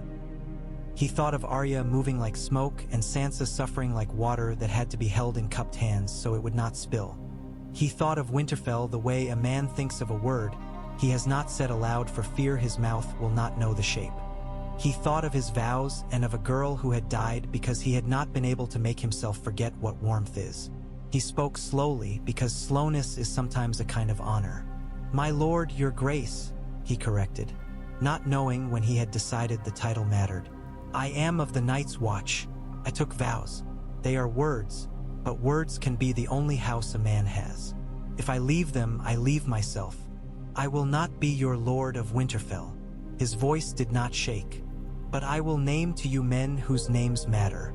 If you go south, take with you the Manderly ships. Take the Umber's big hands and their bigger hearts. Take houses who knew my father's measure and will not mind being measured again. Help them. Do not bring your fire. Bring your swords. Bring your stubbornness. Bring Davos. That will be enough." Stannis stared, and the slow rage that had been forming for years against anything that looked like scruples that were not his own was stayed by the foreign recognition of a man refusing a thing for a reason he could not despise. "You are a fool," he said, but not unkindly. "Likely," Jon said, "but I am a fool in the right place." Stannis's mouth tightened. "Very well. Be a fool and be useful. We will leave a garrison. We will oversee your elections. We will make certain that when we go there will still be a wall and men on it who look like men and not scarecrows. Then we will go south and take a road that has not been used because men feared it would not return them."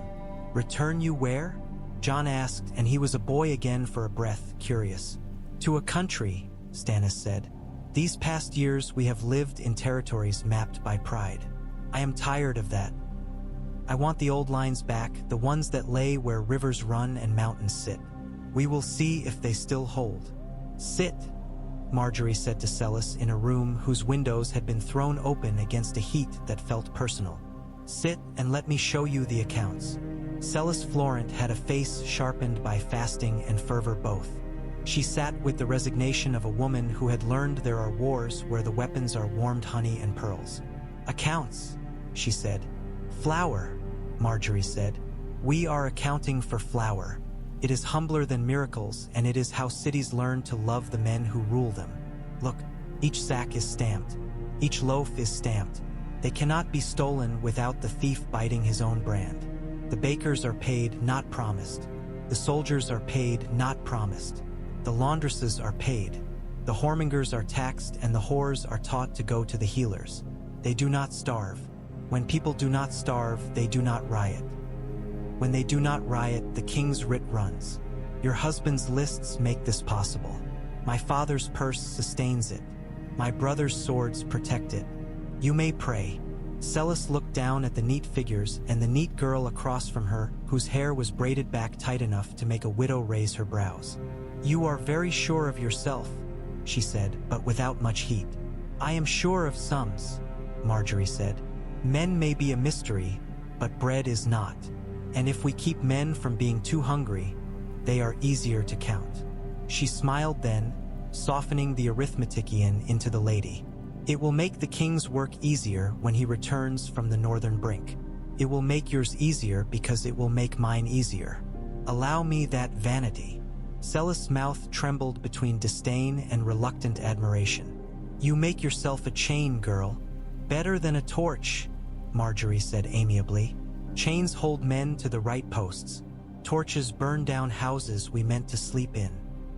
Sellis glanced toward the distant door where sometimes a blush of red could be glimpsed, as if Flame had been granted permission to walk the halls. "You do not like my Lady Melisandre. I do not like the look in men's eyes when she speaks," Marjorie said, honest.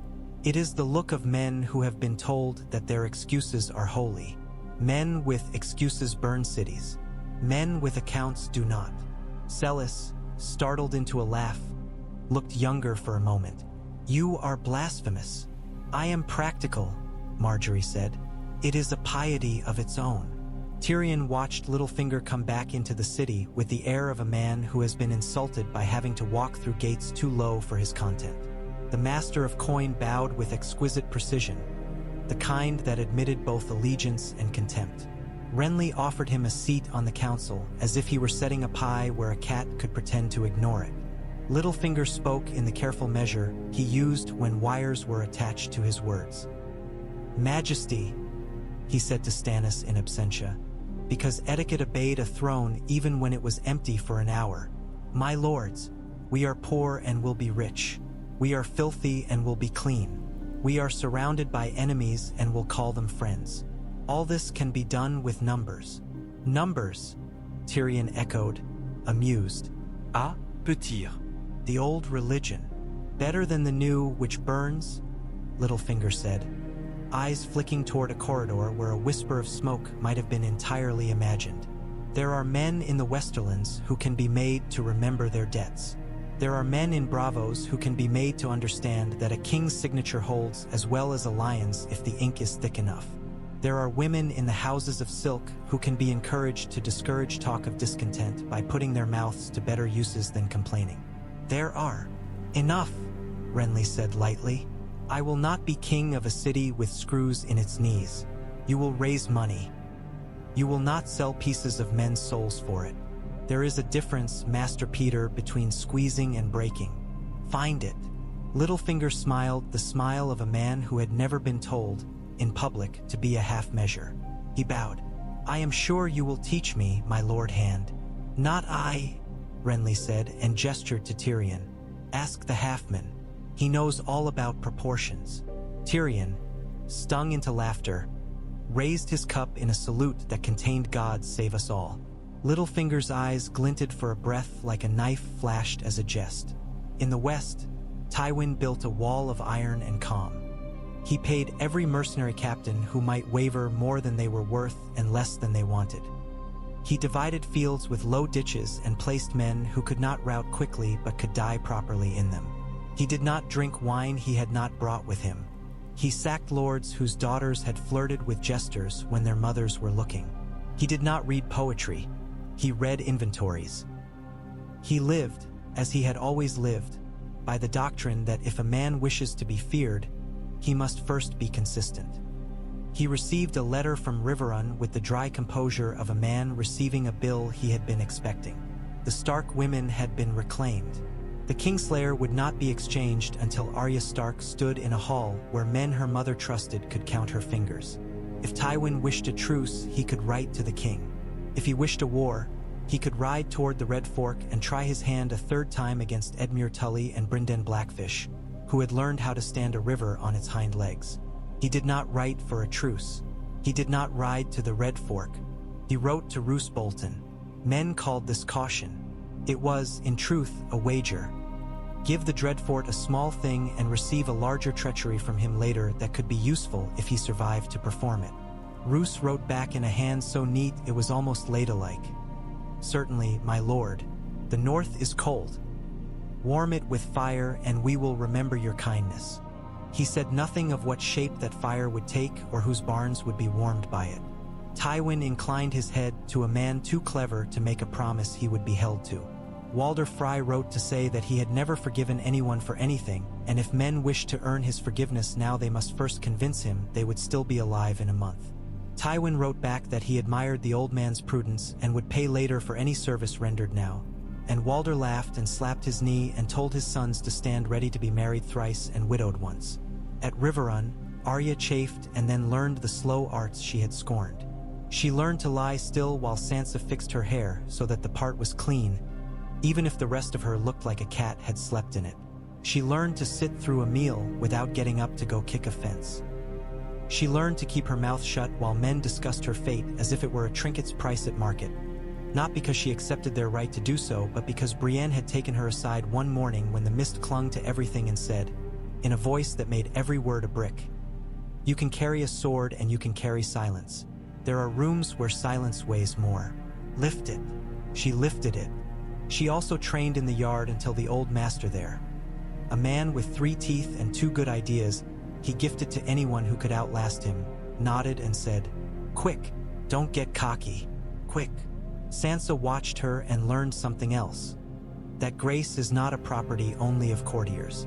She learned to love the way Arya moved with purpose like a swallow over water. She learned to fear how easily that purpose could become hateful. She took up a needle of her own, the kind with thread, and mended clothes for the garrison until the pricked fingers became a map, and she smiled grimly to herself and thought, "I will have a banner of my own someday, and it will be this: a hand with small scars, bleeding and not complaining."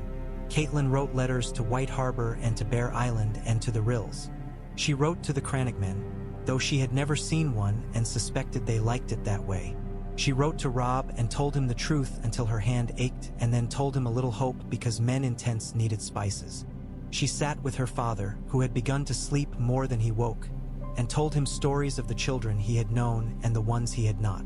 She did not lie about Ned. She said his name as if it were a prayer that did not change fate but kept a woman upright while fate had its say. One night, when the river sounded louder than usual because rain 100 miles north had decided to pay its debt late, she dreamed of a hall of ice with a boy standing before a king and saying no. She woke with tears on her face and laughed at herself without cruelty. "He is Ned's," she said aloud to the dark. "Of course he is." Stannis left the wall with the wind hissing along the top of the pines like an old woman shushing a noisy room. He left a garrison of Stormlanders and Crownlanders who had looked at the wall at first with the boredom of men who expect tales to have been exaggerated and now looked at it as if it were an old soldier with too many scars to mock. He left orders with the watch that were so sensible and arranged so neatly that even Bowen Marsh, who did not like being told what to do by men not wearing black, found his mouth forming grudging consonants that sounded like assent. He left Melisandre standing in snow to her ankles, eyes half-lidded, whispering to a god who, if he was watching, did not blink often. He took ships to White Harbor, and their Wyman Manderly received him with the grace of a man who had found a cause that allowed him to eat with good conscience. Stannis gave him the kind of courtesy he reserved for men who could move a loaf into 5 mouths instead of 1. Manderly promised ships and salt beef and songs that did not make the new queen jealous. He did not mention by name the Freys who had lately tried to bully his docks and found themselves unbullied by accident and then on purpose. He smiled beneath his mustaches and thought very long thoughts about pies. Stannis took the King's Road because the new snow lay thinner upon it, and because he wanted men in village doorways to see what a king looked like when he was not surrounded by boys in bright silks. He went to the Rills and to Barrowton and to the ruins of Moat Cailin, where reeds whispered and men whispered too. Houses that had not bent to the Kraken bent to a stag, because the stag had the North's favorite quality: a face that did not change according to who held the purse strings. The Umbers sent 100 huge men with axes. The Ryswells sent 20 lean ones with bows. The Karstarks did not come, and Stannis wrote their name down with a pencil so hard it dented the page. At Deepwood Motte, Asha Greyjoy tasted the air and decided it had too much winter in it to be worth fighting a king.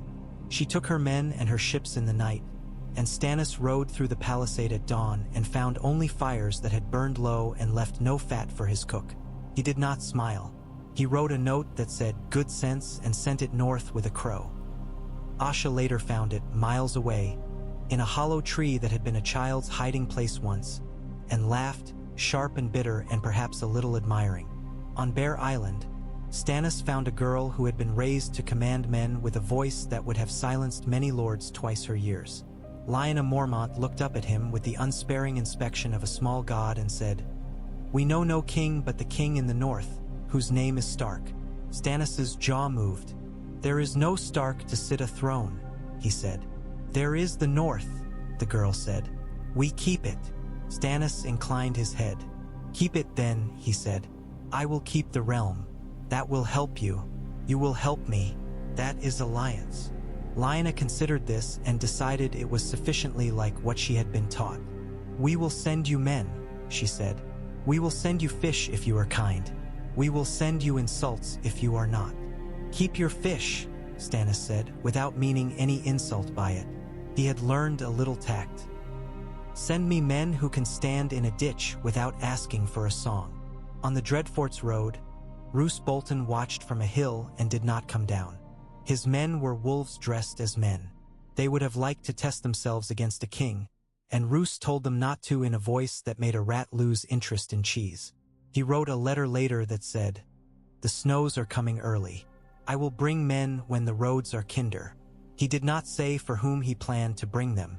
He planned to decide when he was closer to the crossing. Jaime Lannister improved in his chains. He learned the shape of a day. He learned the smell of his own discomfort and to go without retching in front of the guards who liked him better when he performed his arrogance. He learned Brienne's steps in the corridor and Catelyn Stark's cool voice when she came to ask him a question she had shaped like a blade and then decided not to cut with. He learned to tell Fibber Frey's footfall from Skinny Frey's footfall. He learned nothing from his dreams except that they could still surprise him by being kind. When word came down into the wet place where he slept that Arya Stark had come home, he laughed and laughed and laughed until the guard knocked him on the head and told him that madmen were the only men who laughed at joy. "Joy," Jaime said, blood on his tongue. "No. Certainty. I have been wrong all year and I am tired of it. It is good to be right that I was wrong." Brienne stood in the doorway of his cell that evening, silent. When she spoke, it was as if she had pulled each word through a sieve. "You will be exchanged." "Will I?" Jaime said. "I am a valuable trinket to my father, but not a necessary one. He will win without me. He will refuse to pay a price that insults him. He will mourn me in a ledger." "You are his son," Brienne said, with the uncomplicated honesty she sometimes wielded like a cudgel. "I am his failure," Jaime corrected, but without rancor. "Do you know, it's a curious thing to discover that all you have left to be is somebody's problem." He cocked his head. "Lady Brienne, do you ever tire of being correct?" "Yes," she said. "Dangerous," he murmured. "Perhaps we too will live long enough to become something else."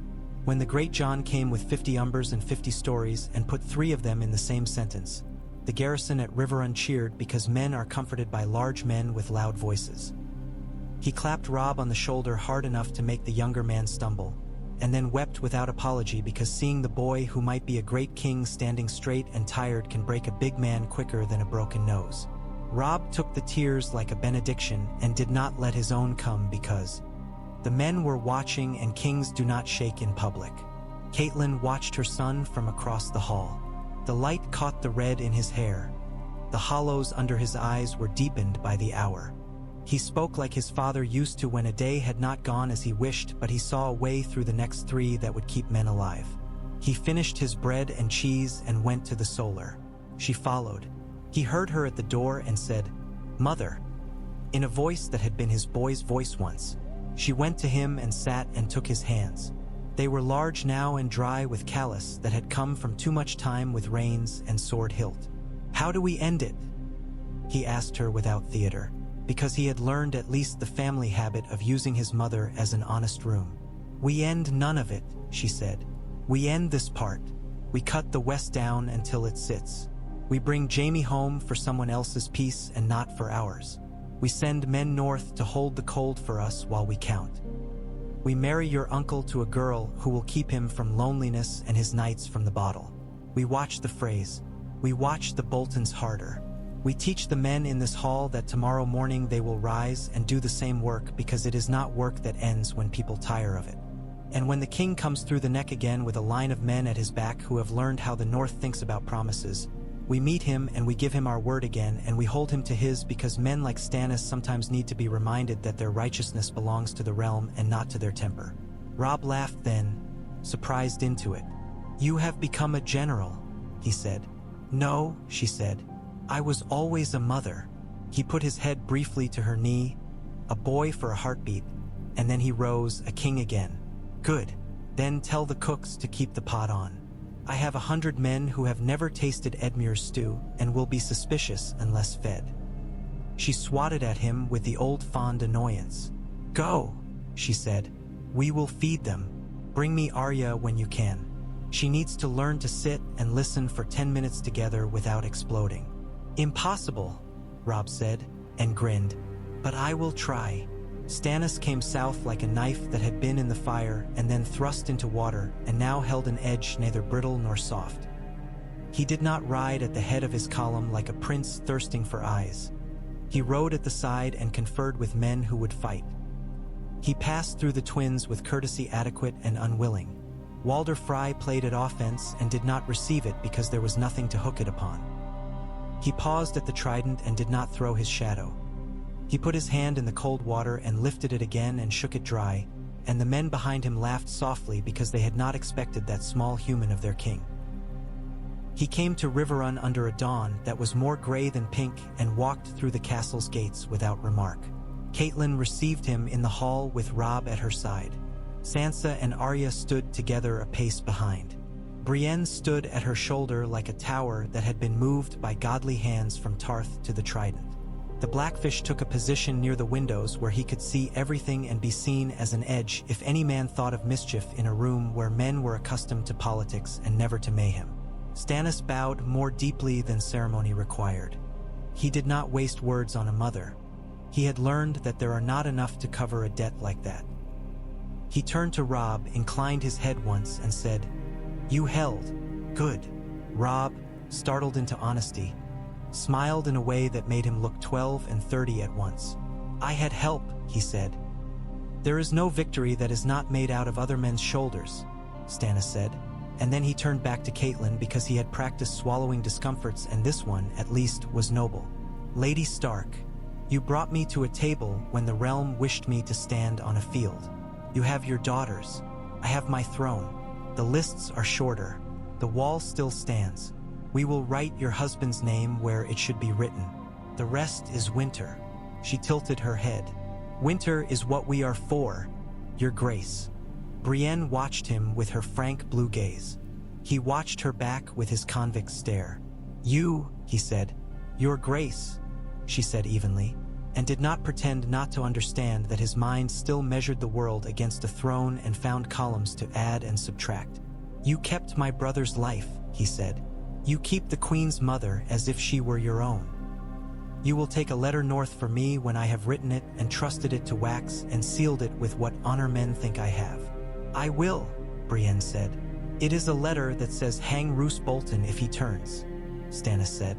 "It is a letter that says feed Wyman Manderly to any man who can be made to sing loudly enough to keep him from eating the singers. It is a letter that says the North is a hard country and I will not try to make it soft with my pretty notions. It is a letter that says the realm does not belong to me. It belongs to those who bear it." He grimaced. "It is a long letter. I have long legs," Brienne said, so unexpectedly that the Blackfish made a noise that might have been a laugh and Robb choked and Arya grinned. Stannis' mouth twitched. "So I see," he said. Later, in a smaller room where the fire had been banked and the bread cooled, he sat with Catelyn and Robb and spoke of taxes and men and sausages. "The city eats like a soldier who has just finished a march," he said. "It swallows and asks for more. We have placed the Tyrells where their purse does work and does not run away with the household. We have set Tyrion Lannister to things that keep him from becoming fanciful. We have sent the High Septon home in a new litter that makes him feel needed. We will move on the west in the spring if the snow allows. We will not send little bands to die performing a banner's pride. We will cut once." Robb nodded. "Tywin is watching," he said. "Tywin is always watching," Stannis said, and for the first time a weary respect softened his voice. "He will not come to us. We will go to him on ground he thought he had made small for others. We will not allow him to feed his men with other men's wheat. We will hang any man who sells him a barrel of flour. We will take his forges at Ashmark and his mills at the Blue Fork, and we will make his son a prize he cannot buy back without selling his name, and he will not sell that so cheap, and so he will sit.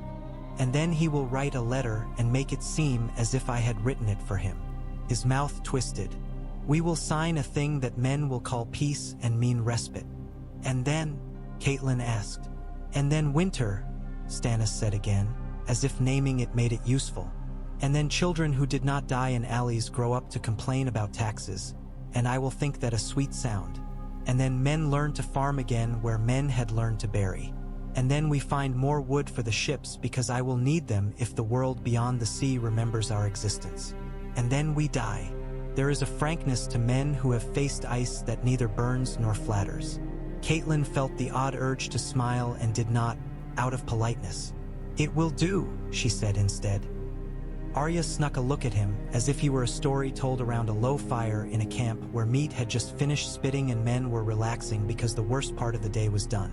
Stannis caught her, and the corner of his stern mouth moved. "You have a sword," he said. "Yes," she said, chin lifting.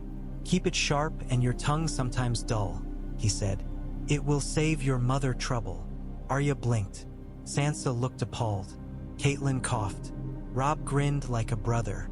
Brienne, who had drifted in at the door as if pulled by a duty that rarely let her out of sight, hid her smile poorly. In King's Landing, the bells rang on a wet afternoon for a wedding made of paper and calculation.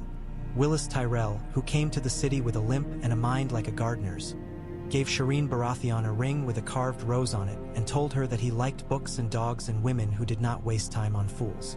She surprised herself by saying that she did not cry often. He surprised himself by saying he did, when he read certain things. Celis watched, and her jaw was set but not miserably. Marjorie watched, and her eyes were bright with the satisfaction of a seamstress who has made a dress that will outlast fashion. Renly officiated with jests under his breath and the law in his mouth.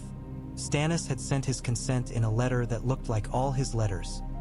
Lines straight, words without flourish, a signature that did not claw but did not bend. After the vows, they walked among the ovens, because Marjorie had decided to make a spectacle of what truly mattered. Shireen touched a sack of flour with the wonder of a girl who had learned that bread can be a miracle if it appears when it needs to. Willis spoke to the bakers with respect, and they respected him back, because men who eat your loaves and know the labor that goes into them are always to be entertained. Tyrion raised a cup in the corner to no one in particular and then to Varys as the spider slid up behind him like a rumor. "We are become respectable," Tyrion murmured. "We are pretending to be," Varys said, hands soft, eyes hard. "It will do. Pretense kept long enough becomes a habit. Habits are the bones of kingdoms." "Bones and bread," Tyrion said. "We have both. If we can keep them from dogs and rot, we will be fine. Until dragons," Varys whispered as if to the wind. "Don't," Tyrion said, too quickly. "Ah," Varys said and smiled his slight smile. "A different day, perhaps." News came of a skirmish near Ashmark where Tywin had almost caught a wagon train and had caught only 3 sacks of barley and 1 bag of nails. He thinned his lips and thinned his forces and thickened his defenses. Edmure Tully held the red fork in a way that would have made songs if minstrels had not been busy telling others. The Blackfish rode out and came back with tales that pleased no one and were believed by all. The mountain stayed in the west and carved an ugly path through men who thought to farm fields they had not planted. He died at last in a fight he should have won, heavy men often do, through a small cut that would not stop bleeding because the gods took their time deciding if he should be allowed to live and then decided no. He had had enough of this world's meat. Men told the story in different ways. In some, he fought 10 men. In others, he slipped and cracked his skull on a rock that did not know it should have been honored. At the Wall, Jon Snow was elected Lord Commander after 3 rounds of shouting and 1 unexpected speech by a man who had not finished a dozen sentences in his life. He accepted with a face as calm as it could be. He wrote to Stannis to say, "I will keep your men fed and sober because I need them to go south later and teach men whose fires are failing how to bank them." He did not speak about Winterfell in that letter. In another he wrote to Samwell Tarly, who had gone to Old Town to become, against all the business of this violent age, a scholar and a good one. He wrote, "I am frightened a great deal. I think that is the beginning of wisdom. Tell me what the books say about others. Tell me what the books say about men who stand in the wind and do not blow away."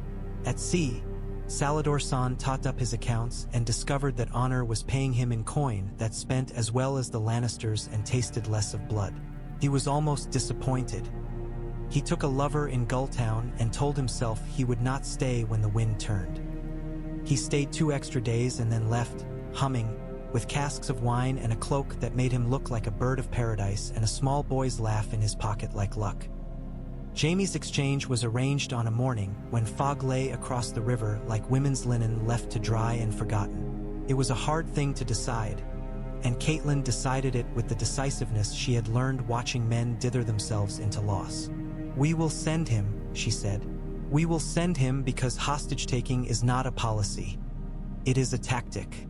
We will send him because he is a man and not a barter token, however much I might want to use him as one.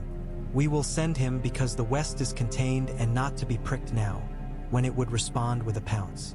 We will send him because I promised his sister once in a hallway to keep him alive if I could. I do not keep that promise for her. I keep it for me." Arya was indignant and then curious and then resigned, which was her cycle now. Sansa was quiet in a way that meant her mind was caught and turning.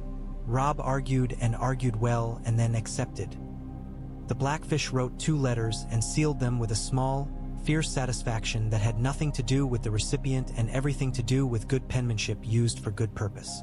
Brienne asked to escort Jaime, and Catelyn hesitated and then said yes because sometimes the world allows us a story that can be written well and we should not break the pen in fright. Jaime rode out of Riverrun under a sky that looked like a butcher's apron rinsed too often. Brienne rode at his side like a boulder with grace.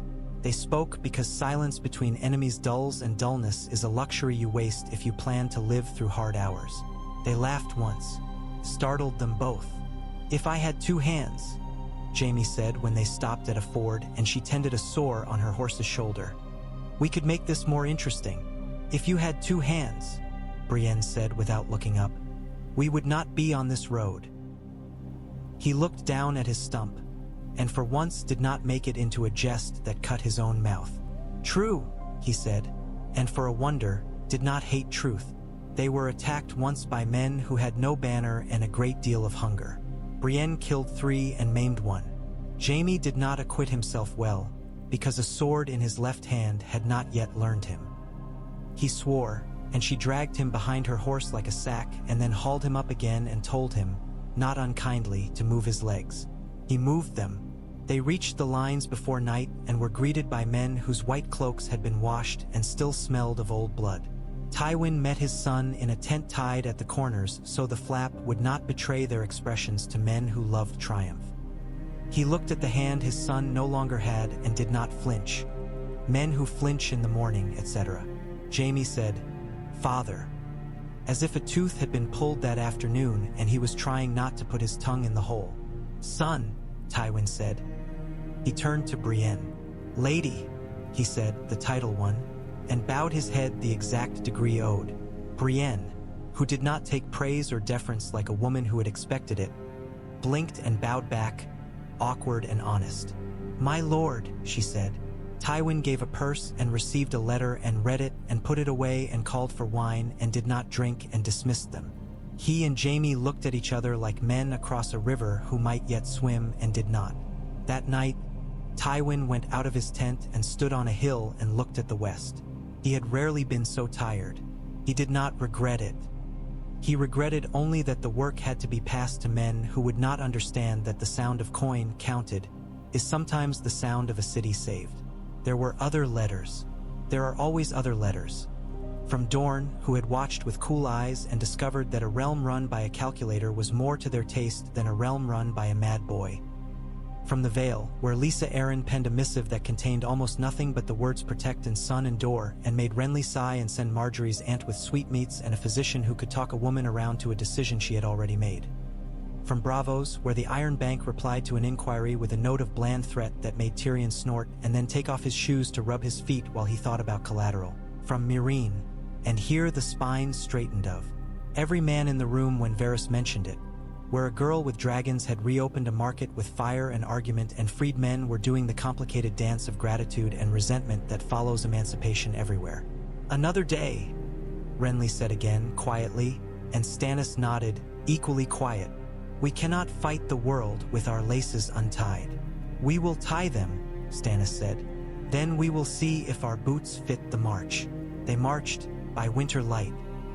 Men who had killed for banners learned to repair roads and haul stones and not to spit on bread. Women who had been told that war belonged to beards learned that lists belong to anyone who can write numbers in straight columns. Children learned songs that were not about kings, but about bakers and smiths and men who had gone north and come back with frost on their eyelashes and stories that did not end with the boast. The realm exhaled and found that the air did not taste of smoke every day. It would not last forever. Nothing does. But it lasted long enough for the shape of the world to change under hands that had been guided there by a woman with ash in her hair and law in her mouth. Catelyn stood once more by a river, though not the one of her girlhood, and watched a piece of bark spin and then catch and then be gone. Sansa came to her, quiet-footed, and slipped her hand through her mother's arm, and they stood in that companionable silence that grows between women who have stopped trying to fill every space with consolation. Arya came pounding up, hair like untamed brush, boots muddy, eyes bright with an argument she meant to win. Catelyn turned toward her and felt, unexpectedly, none of the old wish to sand the roughness away. She felt only pride. "There's news," Arya blurted, but held it in her teeth as if testing whether it were for immediate consumption. "From the west, Tywin is pulling back to the rock." Sansa's grip tightened. Then he waits for spring," Catelyn said. "Then we have a season where men learn to breathe without shouting." She looked at them, these two halves of her heart put back, not as they had been, but as they were, and loved their edges. "We will go to Winterfell," she said, and even saying the name aloud did not break her. Sansa closed her eyes once, as if making herself a promise she would keep. Arya looked north, and it was as if something in her stood to attention and wagged, like a half-starved dog who has suddenly seen a door open. Catelyn watched her daughters see a road. Behind them, in the hall, the Blackfish argued with a freckled fry about tolls, and Robb laughed at something the Great John had said too loudly, and Brienne talked in low tones to a girl with a wooden practice sword who was trying so hard not to be clumsy that she had forgotten the first rule of balance. Bend. The river moved in its bed as it had done when kings were boys and mothers still learning how to scold without sounding unkind. Far off, a bell rang, not for war or weddings but for bread coming out of an oven. The sound mingled with the river's voice and made of the morning something like a vow, not of victory, but of continuance. That would be enough, for now. For men and women who had learned that sometimes the work of a life is not to conquer but to endure without losing the shape of oneself, and to pull others along the road by the hand until their feet remember how to walk.